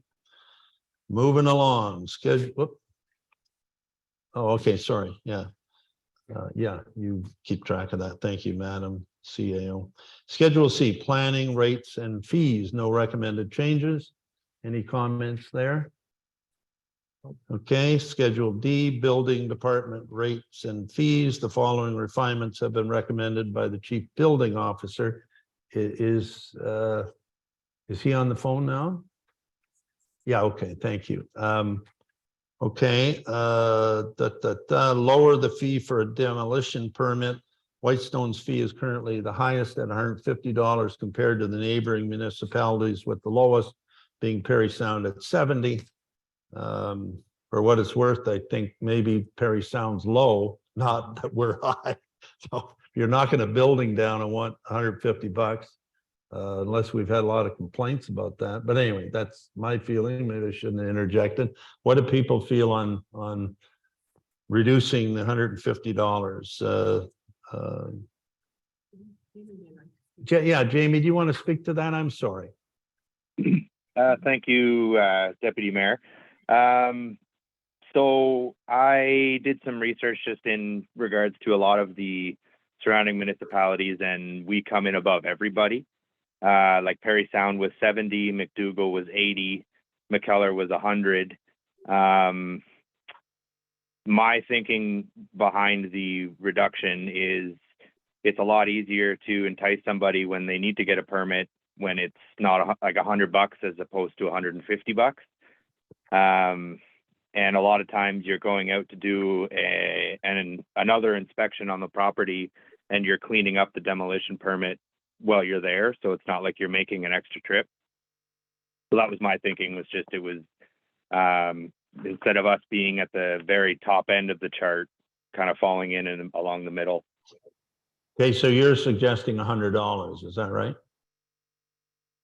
That is correct, Okay, Deputy Mayor. any disagreement to $100 from anyone on council? Seeing none, 100 it is. Thank you. Let's see here. Mr. Chair, and Sorry, Mayor Comrie. I was just going to say now, that's what I was going to suggest, but I wonder, I'm sorry, I wanted to go back to the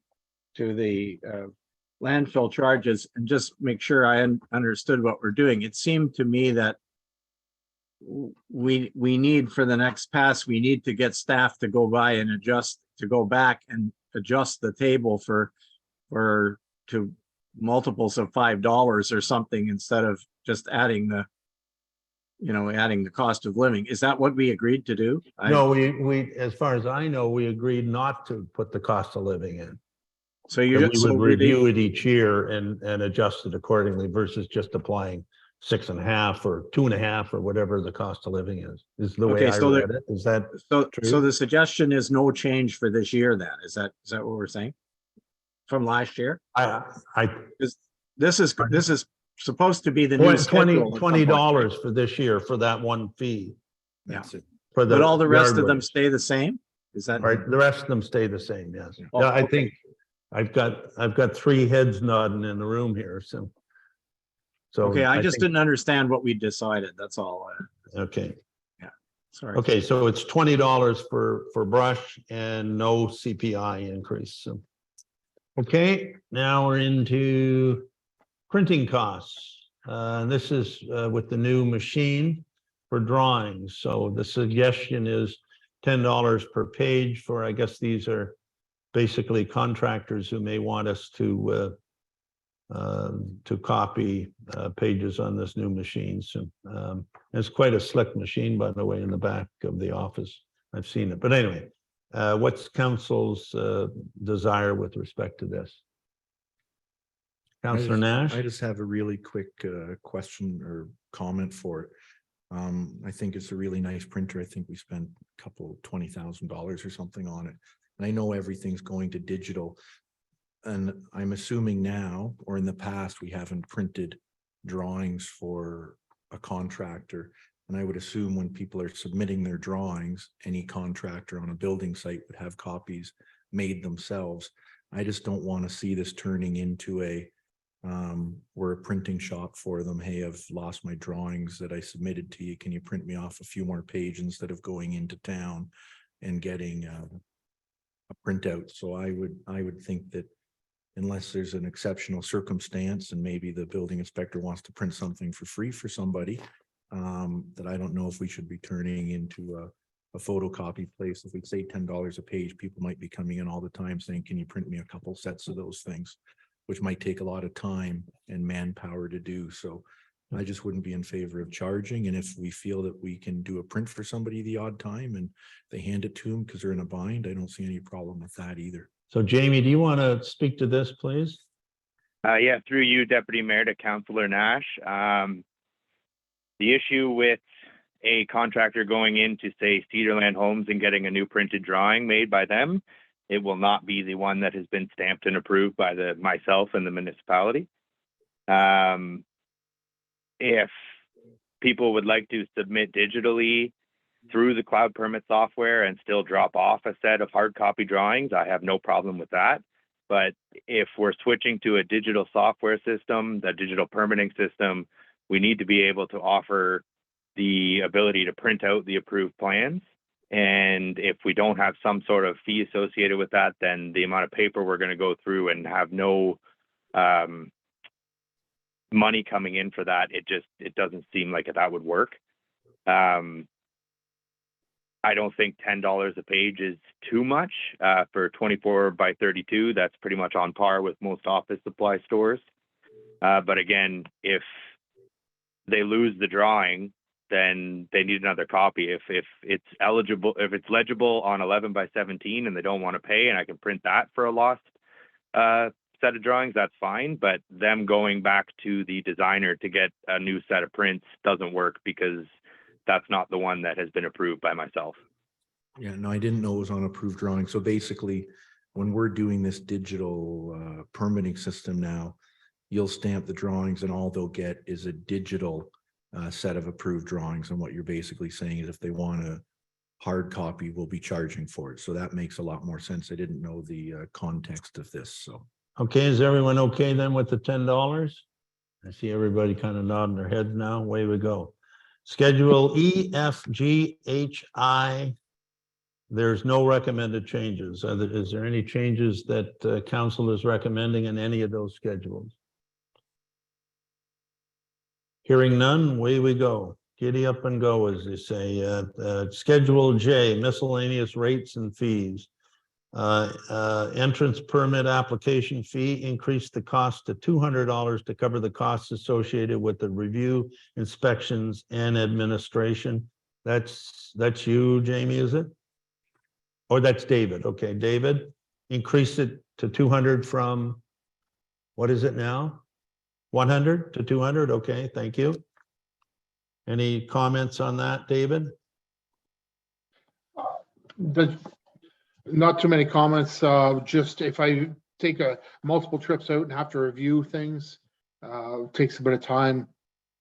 That seems like a reasonable cost to cover the costs for administration. There's also Paula as well, collecting the permits and fees and filing. And it seems like a reasonable cost. It's generally in line with what others are charging. I know further south is more, but here it's a reasonable cost, covers our costs, our administrative costs. Okay, anyone have any problems with that? Nope. Okay, away we go. This is an interesting one because I never knew this bylaw. I've been around since I think I've been around since 205 or about that. being a bylaw for the licensing and regulation of hawkers and peddlers and carts and refreshment people and craft shows and trade shows. And then there's a whole bunch of fees for them, including an ice cream convection cart, a bunch of others. So I don't know what we're suggesting here. Is that what the current fees are, or Madam CAO?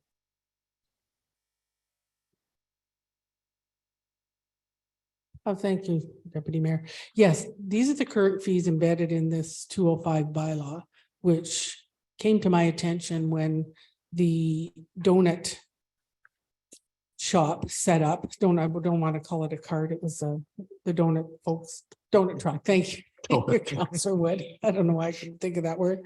So it was actually helpful to us because not only was there a fee, and the fee that person paid was $75, but we were able to make sure that they had a health certificate, that they had proper garbage cans. And there was a number of things within the bylaw that we enforced and gave them a license to be there. And that provided some protection to the municipality. I've been with the municipality almost 5 years and hadn't seen this before, but it I'm sure it was enacted in 205 for a reason, but it sure was helpful for the donut truck this year. And I understand the marina may have a refreshment vehicle in future years, and maybe they did so at the end of last summer. So I would suggest that we embed some of the fees and keep the bylaw. The terms of the bylaw are pretty good. Yep. The fees are kind of all over the place, and I don't say I understand why they're different. One's 250 and one's 75, but this One's is 500. Oh, that's right. The You're a hawker from outside of Whitestone. non-resident, yeah, that's Yeah. 500. You're So right. any comments on this? I think Councillor Brain? Yes, I was surprised at the $500 one for a non-resident. I mean, that might really affect if we want to have anything coming in, to our area. That will certainly discourage people if that's going to stay that way. I also have like for craft sales and things like that. And we also have 150 for trade shows. I think that I'm not sure, but is there some way that there'll be abilities to look at these fees and see if we can figure out something so that we can encourage things to happen here? I just worry that we'll discourage it. That's all. I know that we need to be careful and we need to make sure everything's in place. And so I'm just asking. I think that's a very good point.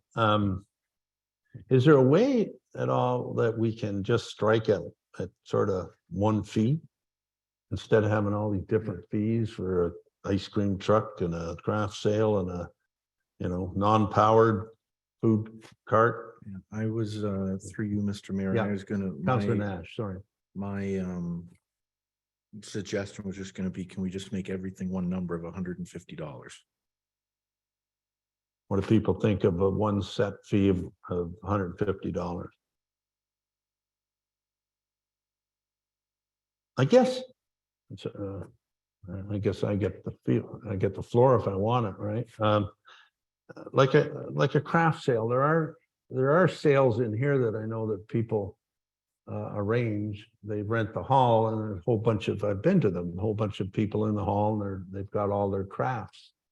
That I take it they're not paying $150 each. This is if someone wants to rent the hall, and I don't know, what is it for? A craft sale? Because I think of the things that are in Magnetawan and in McKellar in all summer, and I think they're great events. And I think if we could ever encourage and get a similar event going in Whitestone, it'd be fabulous. So anything I can do to encourage that kind of thing, I think is fabulous. So having said that, I think the CAO wants to say something. Thank you, Deputy Mayor. I agree. Craft sales are part of the heart and soul of this community center, not only at Christmas, but at other times of year. And there's been a few more recently. And they rent the hall unless they're part of the rec committee, and they pay a fee that way. I think what I struggle with this bylaw is why it was enacted originally in 205. And the only thing I can say is what's really important, not only with the bylaw, the fee is probably less important, was that we were able to, like I say, get a health unit certificate. We made sure that they had garbage cans and they were cleaned up regularly. And there was a number of things within the bylaw that allowed us to regulate that business, and it was successful. And, you know, the $75 or $150, you know, and we received rent from that person as well. So, you know, one of the things you might want to ask us to do is go back and look at that bylaw and see if it really has context anymore at Whitestone. But I would recommend that we at least have a fee for a refreshment vehicle of some sort. Well, I don't know. I guess the suggestion has been $150. Is there any appetite for that, or should it be $100 for all these things? And I don't know. Or we ask that particular section staff come back to us. What's the desire? And I was just gonna say, if people had Councillor talked Nash, about sorry. craft show or trade show, maybe we can even strike one of those off of this for now. Okay, why don't we have staff come back on this particular Good section? idea. I think we can probably, I think that ends it. I think we'd be in a position to pass all the others. My only question is of our CAO, if during the year something happens, I mean, we review them annually, but that doesn't mean that we couldn't make a change if there was something happen in June, or we needed to add something, or we needed to change something. Is that a true statement? Thank you. Yes, that is correct. Okay, thank you. So is it okay if I call the question? So basically, the only change, well, this section will come back to us, but that the motion that we have, the only changes to it would be that waste and leaves and brush is $20. A demolition permit is $100. Drawings are $10 a page, and that the entrance fee application is $100. So those are the changes we've made. Okay, any other questions? I'll call the question. All those in favor? Carry. Thank you. Okay. Where do we go? What do we got next here? Let me go back to my agenda.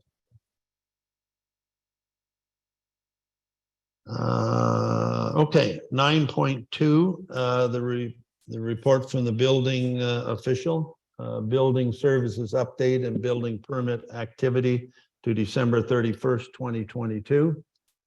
Do we have a motion for this? Okay, before you talk, Jamie, this is a 9.2 building services update and building permit activity to December 31st, that the council and municipality Whitestone does hereby receive report building 2023-01 building services update and building permit activity October 1st to December 31st, 2022 for information. I need a mover, please.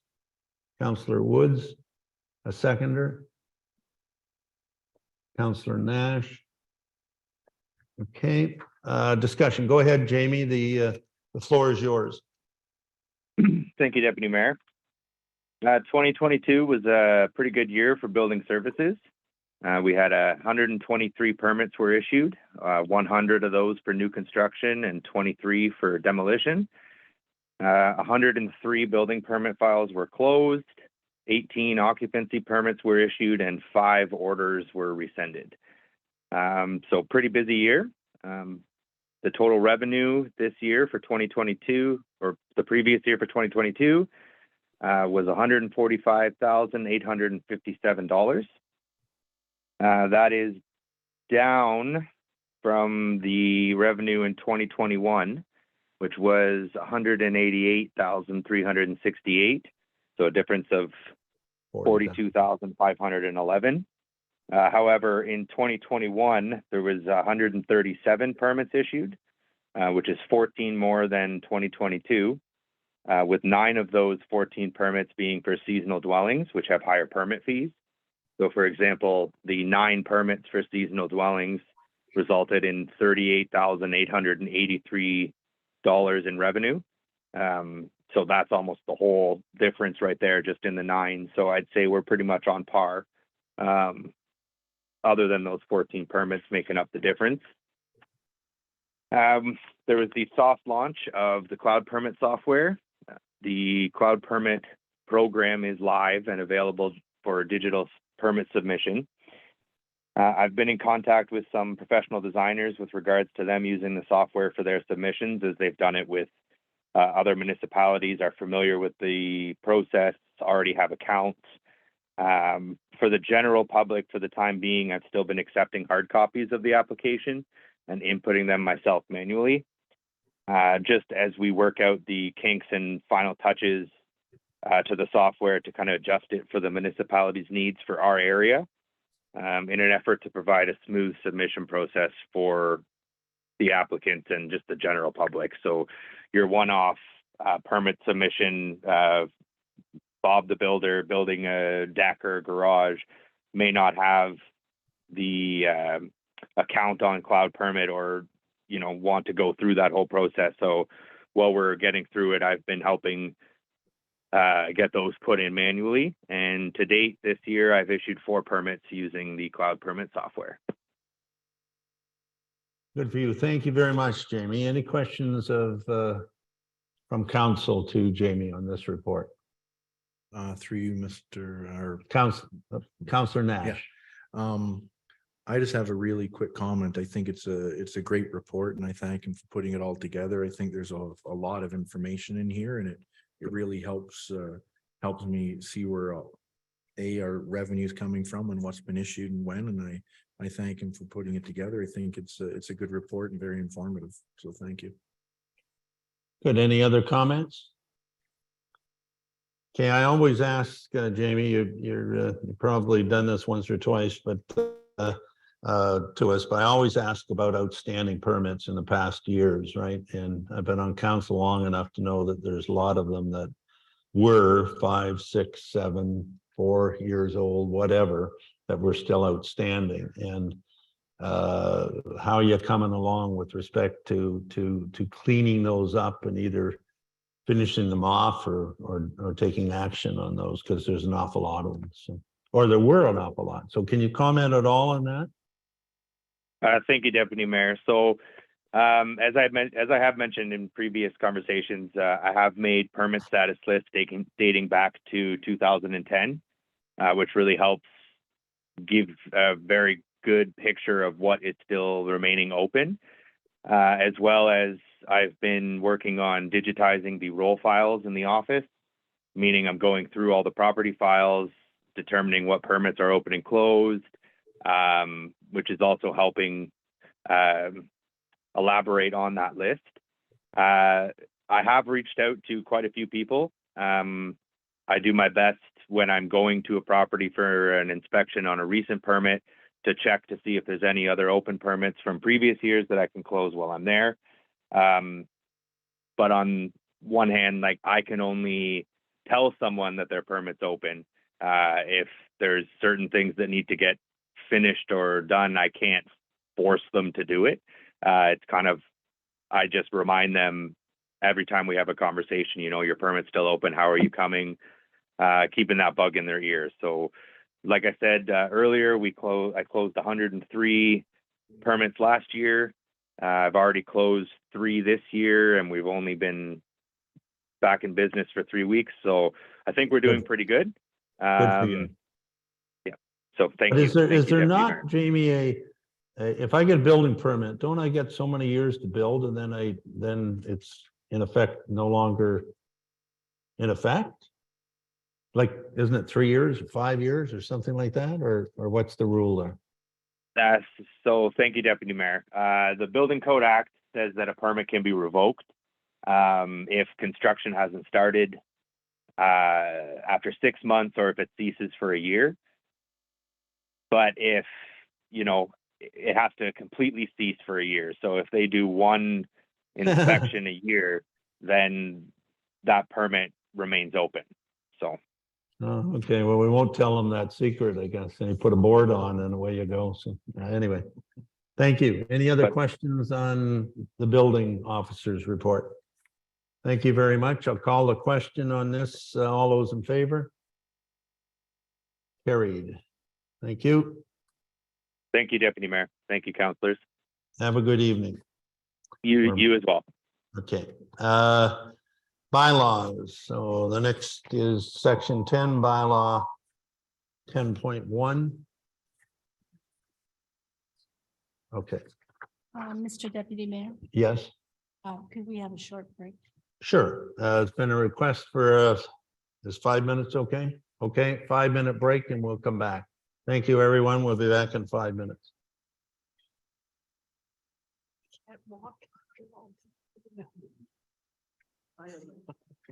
I have to shut this off.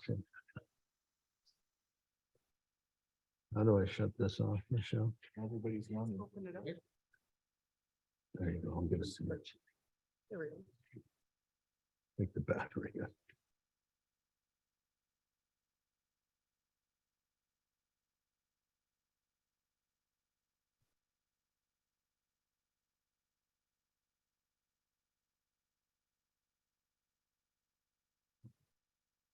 That's how it normally works, right?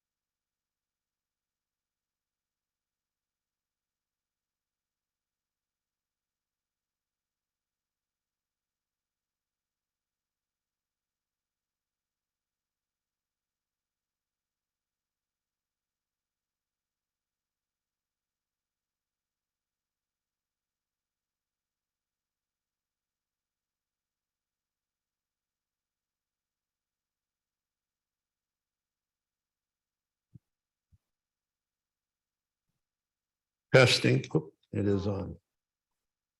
Okay. Let's get back at her here. This is bylaw 10.1. So I'm just reading these two, not the top, okay? I need a mover and seconder for bylaw 10. That bylaw 07/2023 being a bylaw to close and stop up part of the original shore road allowance along the shores of Snowshoe Lake in front of lot 19, concession 11 in geographic township of Ferry, now municipality Whitestone, district of Perry Sound, designated as part 1 according to the plan 42R-21963 Johnson, Matthew, be read a first and second time this 24th day of January 2023, and further read a third time, passed and properly signed and sealed this 24th day of January 2023, and numbered bylaw 07/2023. I need a mover and a seconder. Counselor Woods moves. Second that, Mr. Chair, if you want. Okay, thank you. I thought you'd, I've been waiting for you to second one, George. That's good. So, Counselor Woods and seconded by Mayor Comrie. So, discussion, maybe someone can give us our Madam CAO, if you can give us some background on this, please. I'll do my best. Our planning assistant was on the line, but I see she has gone. Council does have a chronological list with them in their file. So this issue, shore road allowance, came to council in March 2021, and it's made its way through.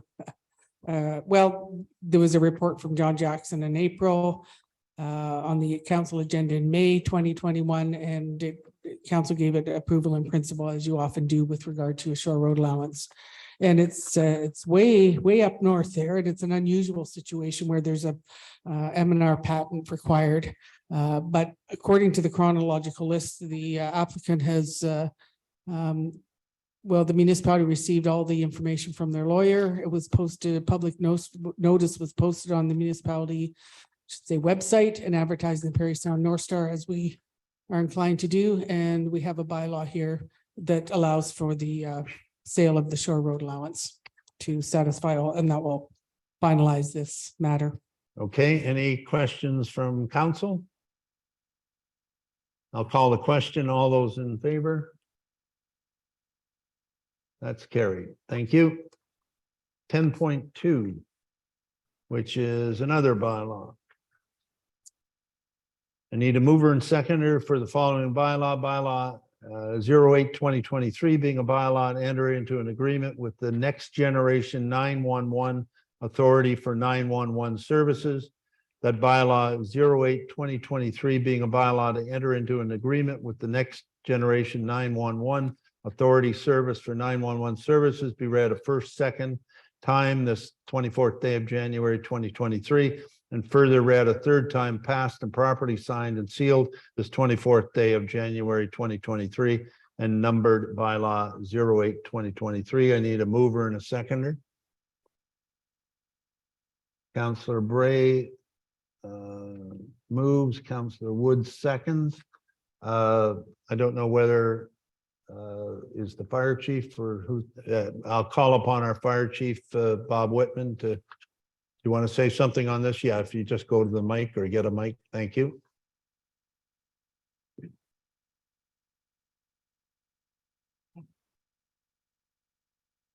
Yeah, so there's not much to. Yeah, talk right into it. Can you hear Thank me? Yep, Yeah, so there's not much to this. This is just a typical agreement we have to sign. talk right into it. Our communication center is West Perry Sound Health Center, which is the ACC Communications Center. So they're gonna look after all the equipment and stuff will go into there. So basically, it's just housekeeping stuff, not much to it. Okay, any questions of council on this? Okay, I'll call the question. All those in favor? Carried. Thank you. Next, 10.3 bylaw 09/2023. We're going to pass this bylaw hopefully, or debate it and pass it, I think. 10.3, a bylaw 9/2023, being a bylaw to enter into an agreement with the Ministry of Natural Resources and Forestry for municipal forest fire management. And that bylaw 09/2023, being a bylaw to enter into an agreement with the Ministry of Natural Resources and Forestry for municipal forest management, forest fire management, be read a first and second time this 24th day of January 2023, and further read a third time, passed and properly signed, sealed, and this 24th day of January 2023, and number bylaw 9/09/2023. I need a mover and seconder. Councillor Nash moves. Seconder, Councillor Woods. Okay, I think you're up again, Bob. This is our fire chief. So tell us about forest fire management. Yeah, so this is an agreement we sign every 3 years with the MNR. They cover some of the properties that we can't cover, like up at Bolger, far side of Wawakesh and places like that. So yeah, we sign it every 3 years again. It's just housekeeping stuff, nothing new to it. Okay, any questions of council? Being none, I'll call the question. Carried. Thank you. Okay, we're into business matters next, 11.1, which is the year in review report. I need a mover and seconder for 11.1, 2022, a year in review report that the Council of the Municipality of Whitestone does hereby receive for information, the 2022, a year in review report. I need a mover and seconder.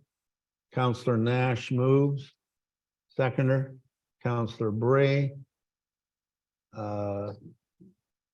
Comments?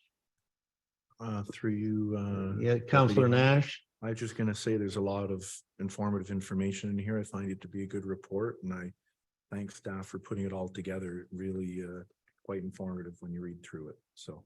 Okay, any other comments? Councillor Bray. I would just say the same thing. It's a great report. Thank you very much. Yeah, I'll make a comment if there's no other comments. I've been around long enough to know what we did in terms of communication and this sort of thing 10 years ago and 6 years ago. And I can tell you that since Michelle has come on board, this has really been an initiative of hers, and she, most of the work in here is hers, and I want to compliment her.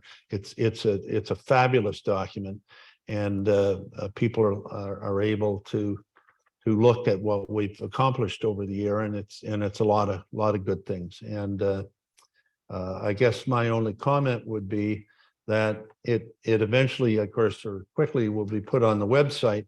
But I think it's such a great document. I know we can't send out a 21-page document in the mail. I guess we could at great cost, but hopefully our newsletter that's coming out in February can perhaps use a great deal of it to highlight all the things in this report and drive the public, when they get it in the mail, the newsletter that is, to the website. So again, my congratulations to our CAO.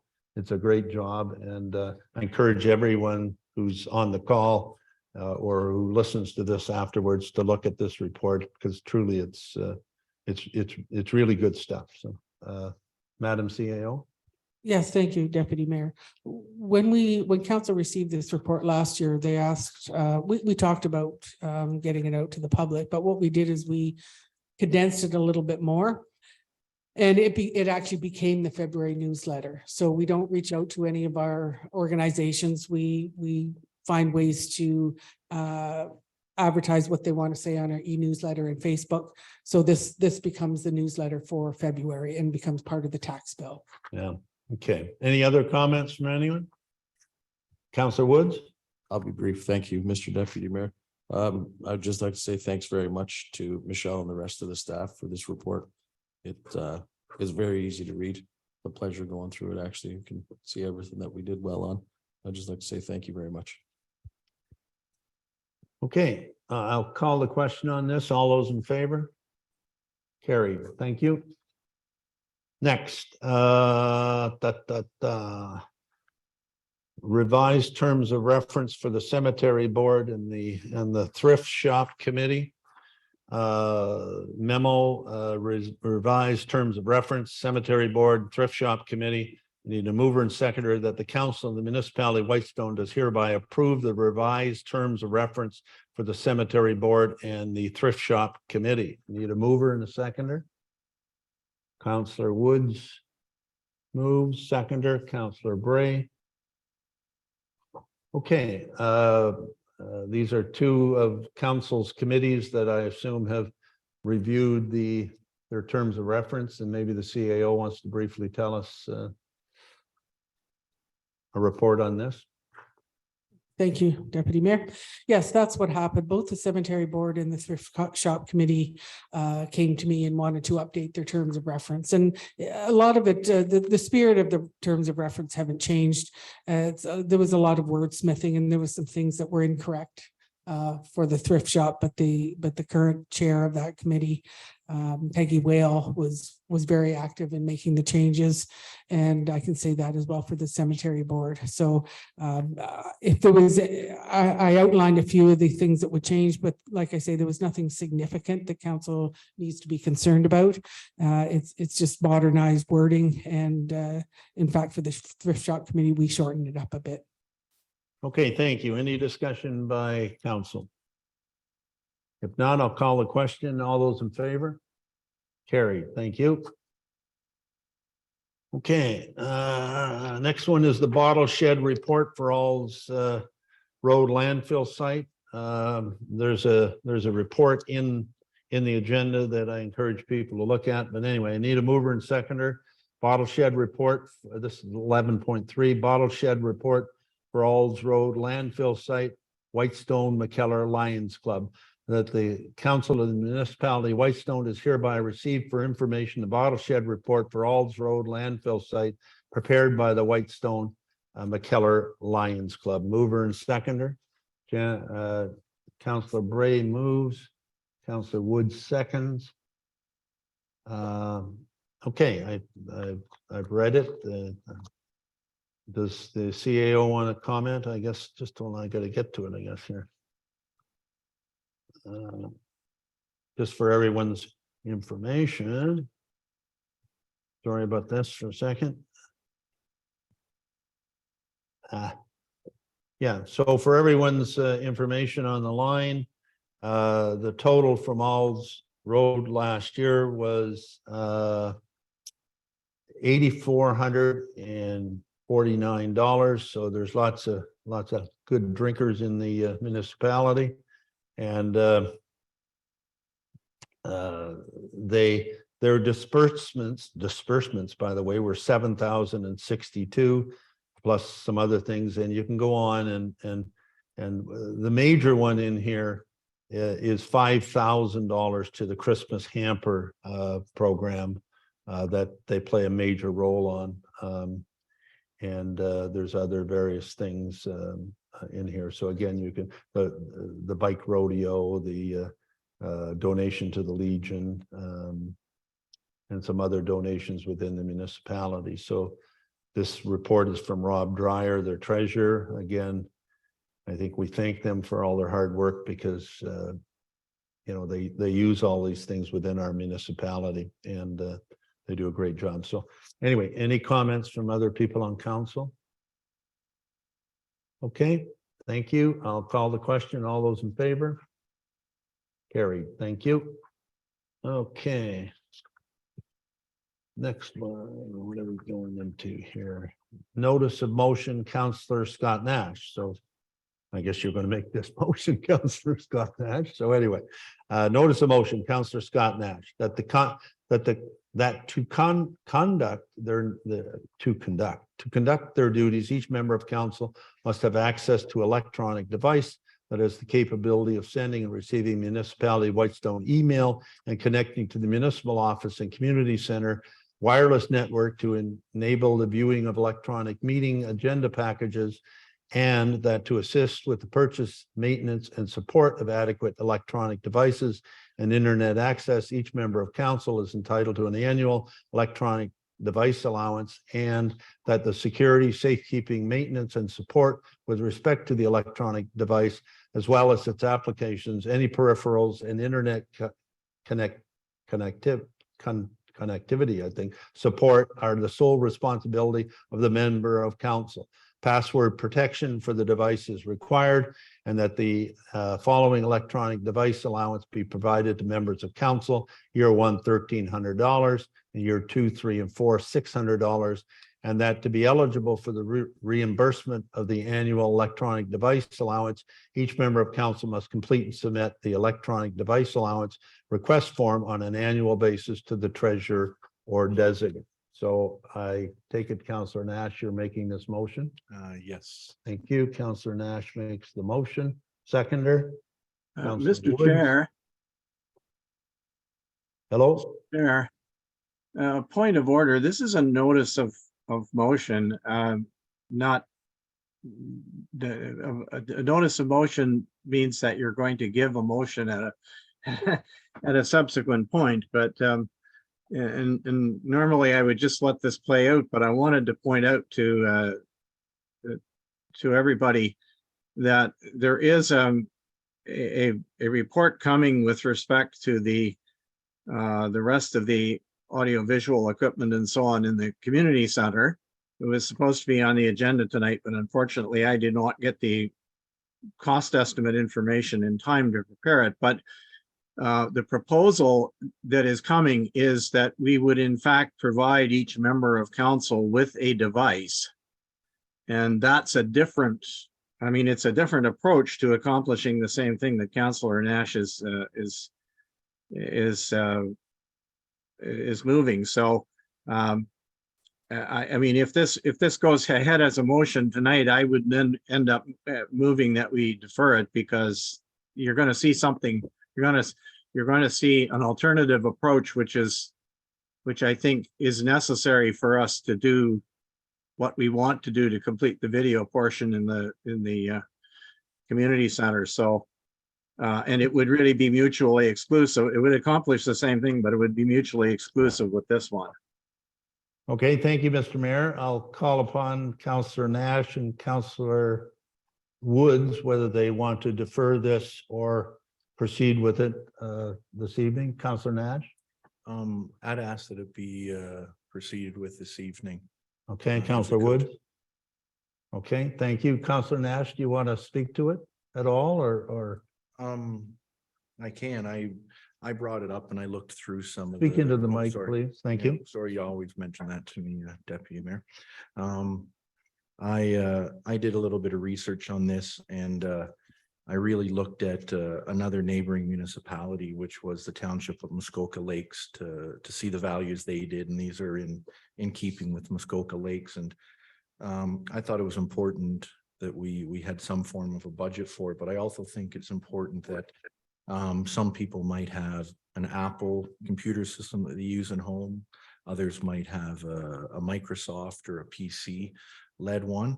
And I think this gives the council members the opportunity to get a device that works for them. Everybody might get a little bit different device. And I also think this also gives some availability. And I know a couple of the council members, or at least one, sometimes has some issues with the internet. And I think this will allow the council member to help solve that, so that he can get better access to be on the calls and video calls if he likes. So it's a very simple motion, I think, and I think it's something that would be nice to get done now so that we can move forward. And once we have those devices, I'm sure staff will be able to assist, possibly setting up like a virtual network or something on it that we sign into, so that we could do things with the video system through a secure network on whatever device we might choose to get. So, and I'd ask that it does be voted on today. Thank you very much. Okay, thank you. Any other comments here, Chris? I guess the other part to it is that, you know, many of our agendas are 250 pages times 5 people. That's 1,250 pages, and you know, not only the cost at 20 cents is $2.50 a month or whatever, and that, you know, or what's it, 20 cents each at 1,200 is 250 times 2 is $500 a month that we're paying right now for all this paper and cutting down trees and everything else and carbon footprints. And I know the mayor had talked about this 3 or 4 years ago and we had rejected it.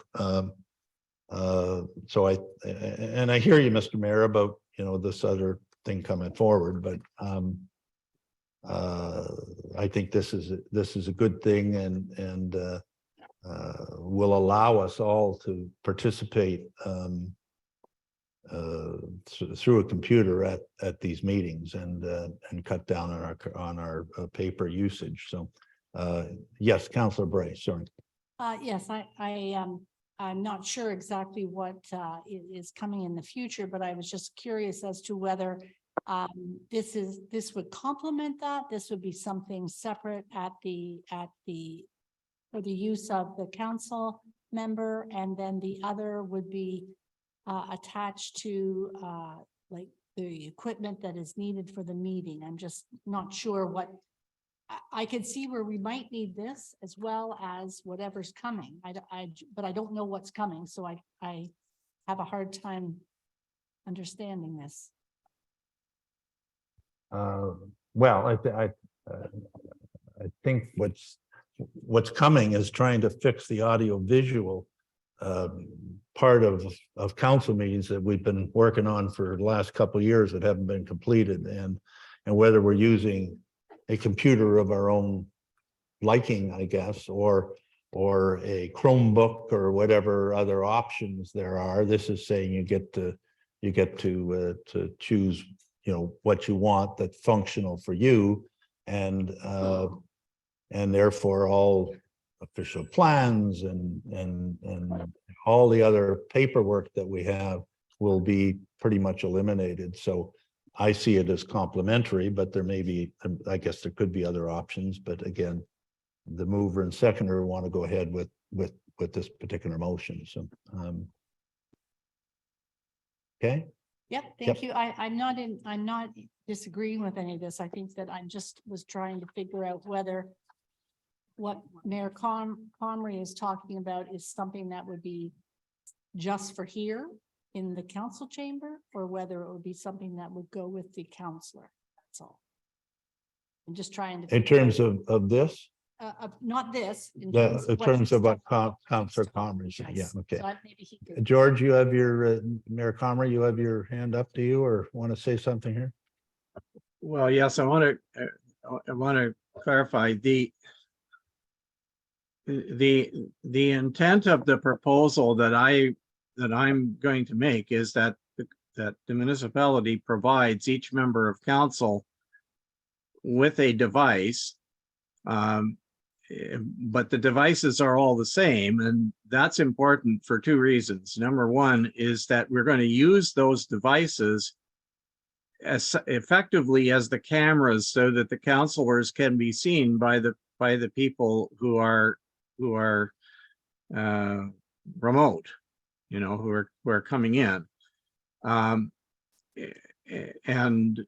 the second reason is that the way they're so you would, the device is a device that you would take with you and you could use for your other purposes at home. It's a and I'm after consultation with our IT consultant, Dan, we came up with the conclusion that the best approach is to use, in fact, is to use Chromebooks. But they would all, the advantage to them being consistent is that they can be supported and connected together in an appropriate way, so that it provides that video function. If everybody comes in with a different device, we're going to have two problems. Problem number one is that we can't necessarily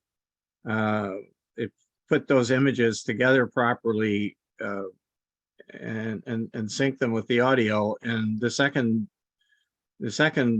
problem is that we can't tech support them either. So if you bring your device from home and you have difficulty, it just means that, I mean, you can still use it to watch, to look up your documents and that sort of thing, edit your documents and whatever, I guess. But you know, people may not, the people outside the community center may not see you. And it's, you know, I don't think having a bunch of different devices is problematic from a tech support point of view. It's problematic from a security point of view, and that we can't, you know, you have no idea what kind of software is on it or what kind of security protection is on it, that kind of thing. So it's most organizations are not that do this are not keen. You know, if you weren't using it for any, if you were just bringing the device in with whatever you had on it, you're just using it in the room for yourself to keep track of the document in front of you, yeah, it doesn't matter. But if you're trying to use it for connectivity with people outside the room so that they can see you and so on, then it's not a good idea for them to be all different things, as much as, you know, some people will prefer their own favorite device, I'm sure. But anyway, so that's why I mean, I think if council decides to go ahead with this, then we will have to modify what we're proposing to do as far as video is concerned for people that's, you know, for the people coming in over Zoom. Okay, thank you, Mr. Mayor. Councillor Nash. Yeah, I just had a really quick just response to that, if I might, through you. Speak into the mic. So I guess many companies will allow different devices, and be it a Dell computer or a ThinkPad or an iPad, everything can be very easily synced today. As long as you have a camera, it's a camera. And the great thing about virtual personal networks or VPNs is if that's set up through an IT guy, we just have to sign in, and that virtual network, which could be loaded onto any computer these days, is even more secure than the laptop yourself, because it's basically like a string between the office and your computer, and you can't even save stuff on your computer that's on a VPN network. It gets saved on a hard drive at the office. So it's actually one of the most secure systems you can do. And if there is any issues with syncing or difficulty in repairing it, I know our IT guy, David Hildebrand, I spoke to him last week about something, and he can get onto any computer through a virtual link and work on your computer to help you sync it or solve any problems. So I think all those issues aren't really there when you look at it. And I just ask if we could vote on this to move forward and see if council has an appetite for it. And if they do, we can move forward and carry on. And if they don't, well, then we can go to another option. Okay, I get the idea that probably on this, we should have a recorded vote, right? Oh, sorry, Councillor Bray. Okay, so I think I understand a little bit about what Mayor Comrie was saying, so that I think that in there's two things here, and this is like certainly for us to be able to cut down on paper, which I think is a good idea, and which I am attempting to do, but haven't done that yet. So I think that in some ways there's going to be needing two systems. Like I'm not sure. I'm not sure. Actually, I'm not sure about whether we have a system that's here in the council chambers, or whether we separate from what we have at home to work with. I'm not sure, because I know that if it's going to be on Zoom, it's going to be very difficult. I'm going to need something else for my documents. I'll have to have my own laptop, right? I can't do both at the same time. Sorry. I mean, if you're on a little pad, to have the Zoom as well as all your documents and going through it. So I don't know. I'm really in a quandary here. Okay, well, I'm going to ask for a recorded vote on this, or I'll have our CAO call the question, please.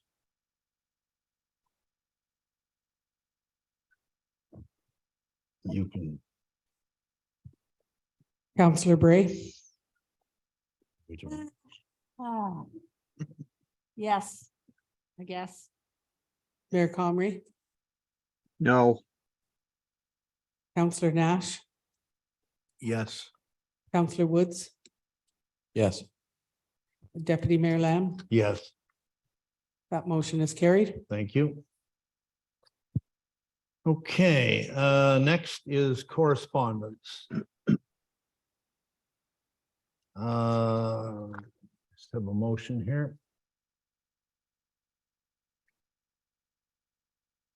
Okay, I need a mover and seconder for correspondence listed on page 8 of the agenda, whereas Council of Municipality Whitestone has reviewed the correspondence items as listed on page 9 of the January 24th, 2023 council agenda.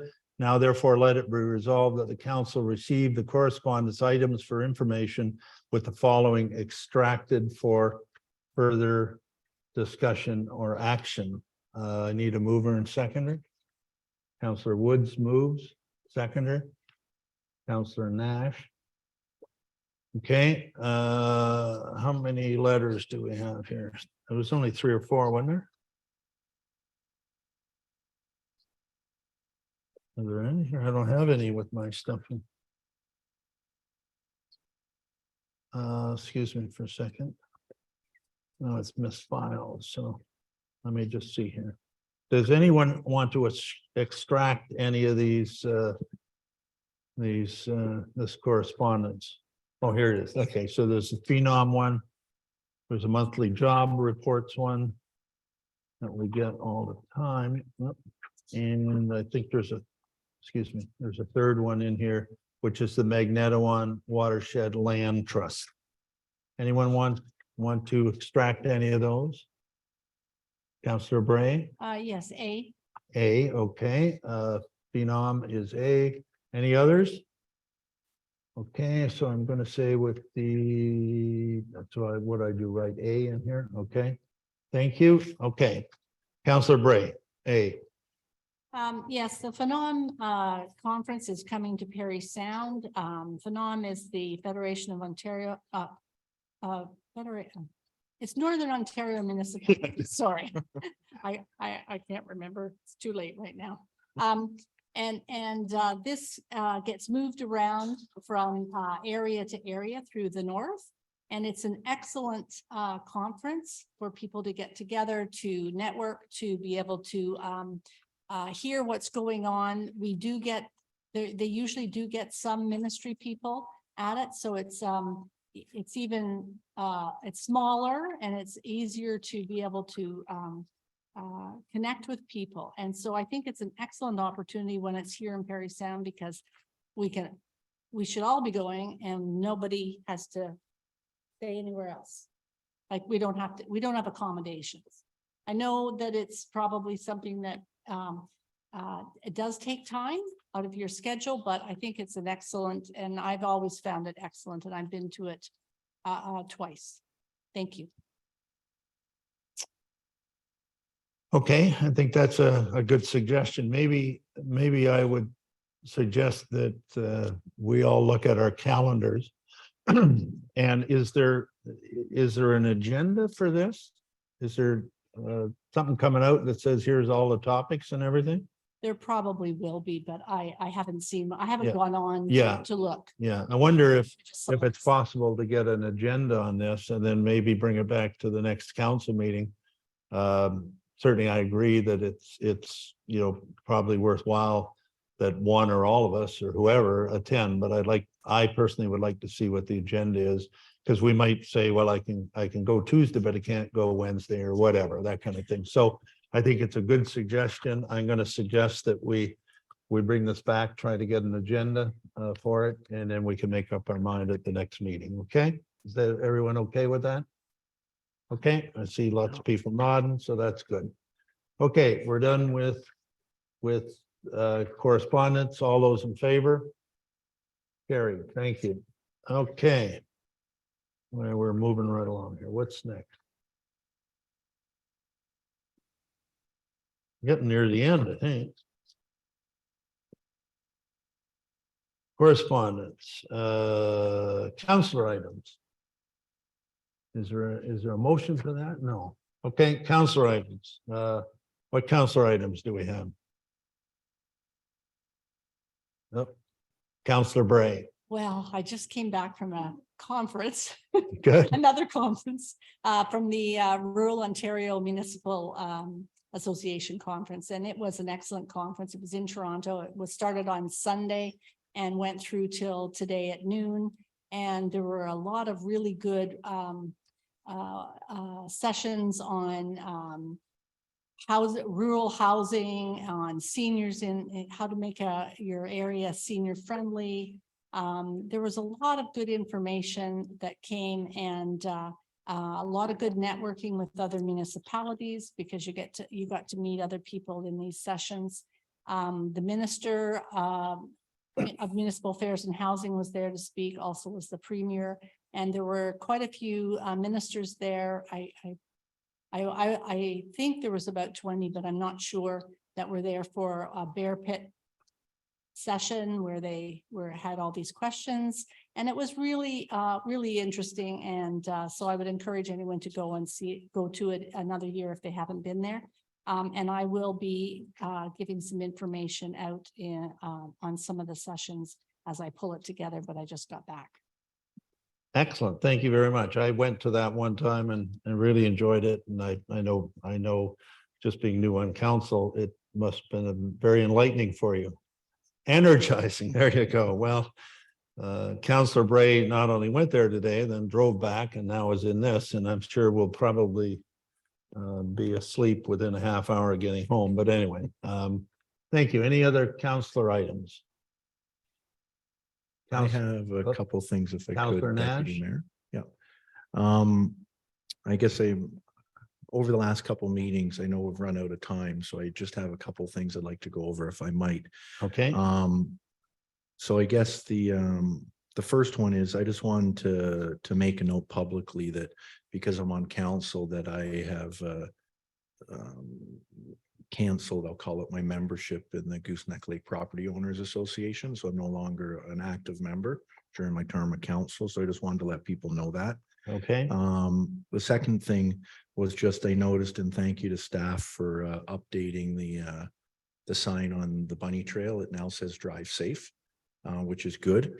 And I might just ask if they have time over the next month or whatever. I know some of the people that live up in Ardbeg don't have the same internet access as us.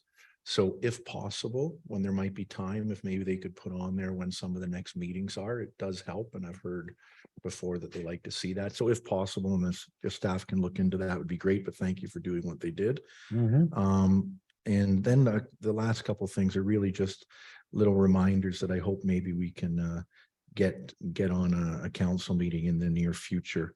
I know one of them was in regards to a couple of the road grant applications.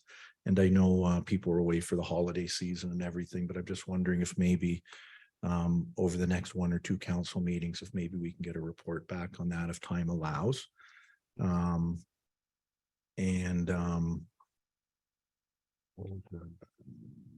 know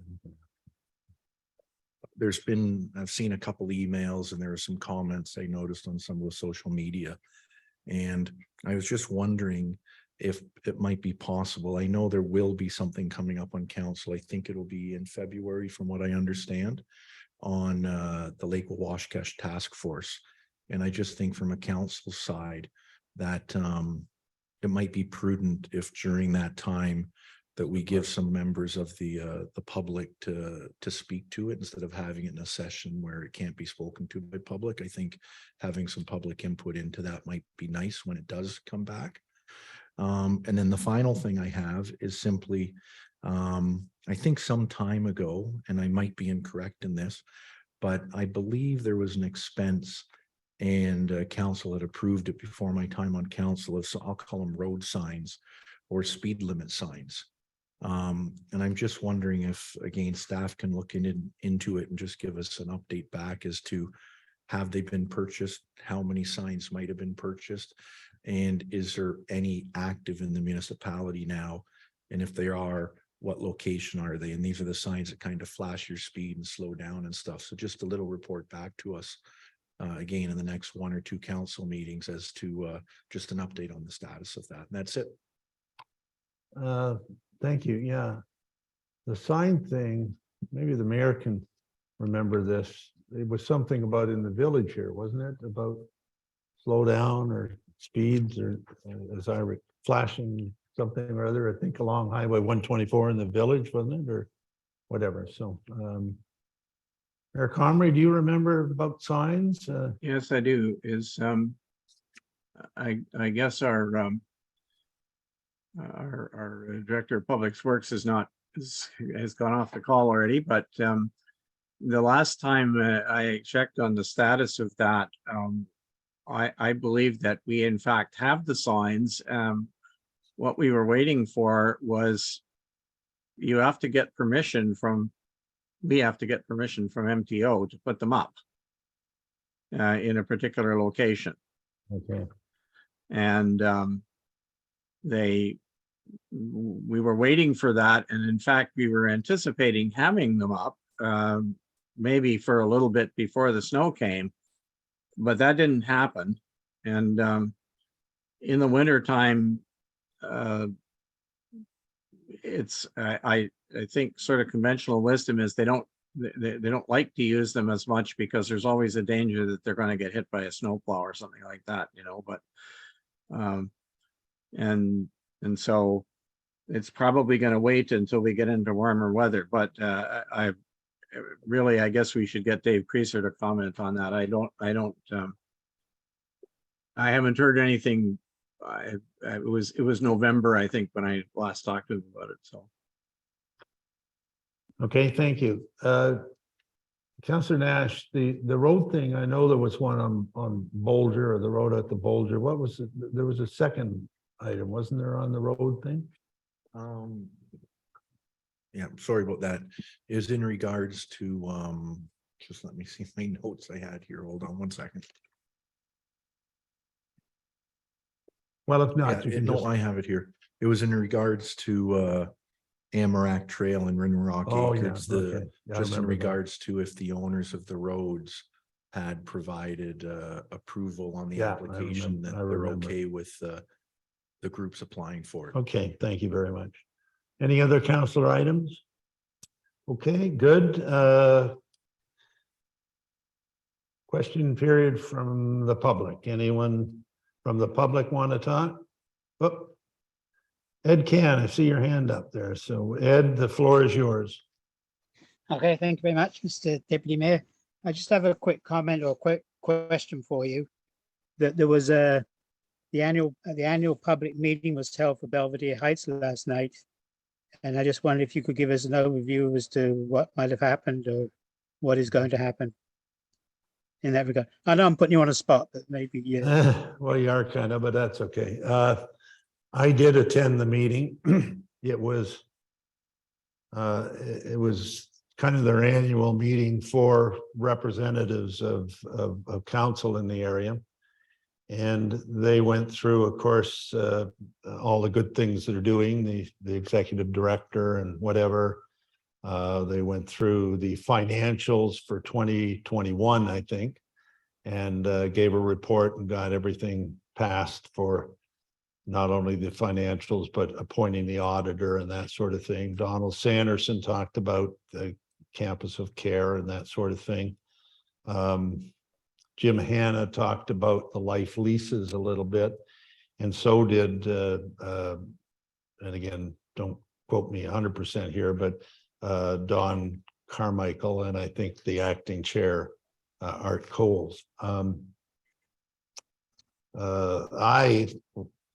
Before they closed the meeting out, asked a question about the life leases, and I was a little persistent, I guess, and I meant it, and I wanted to try and find out if people in the life leases 5 years ago got fair market value if they sold their home or sold their life lease, and what was happening today. And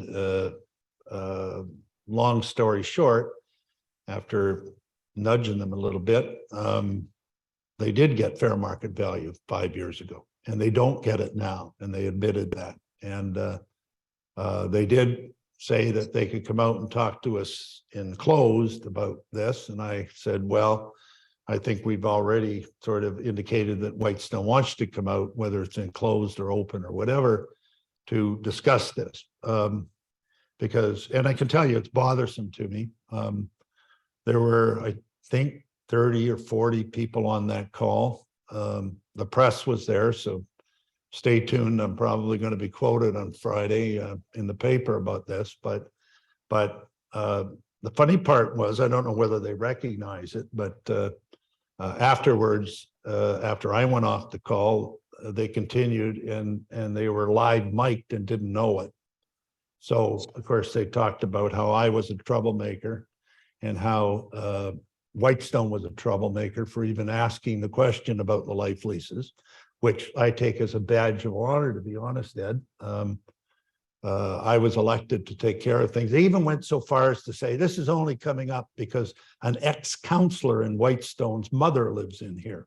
So if those are the people on this board, I'm quite disappointed on them once they're live mic'd. And anyway, the bottom line on the thing was, these people, in my opinion, based on the information I know, and I can change my mind once they come out and talk to us in secret or closed or whatever, I guess I can change my mind, but I'm disappointed that they're being treated this way.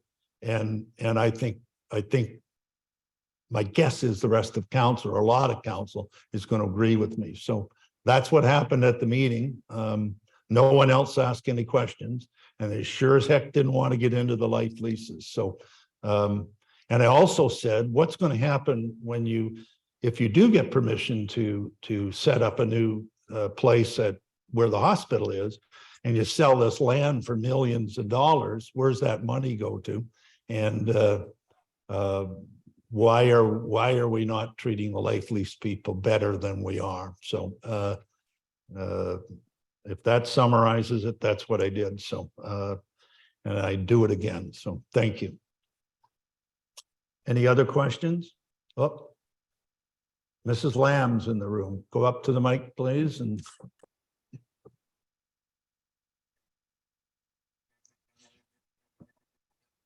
thank you. I just want to thank Councillor Nash for bringing up the questions about the signs, and Mayor Comrie for the information, because I left the library today and I got to tell you, the sight line trying to get out of the library parking lot onto 124 is really dangerous.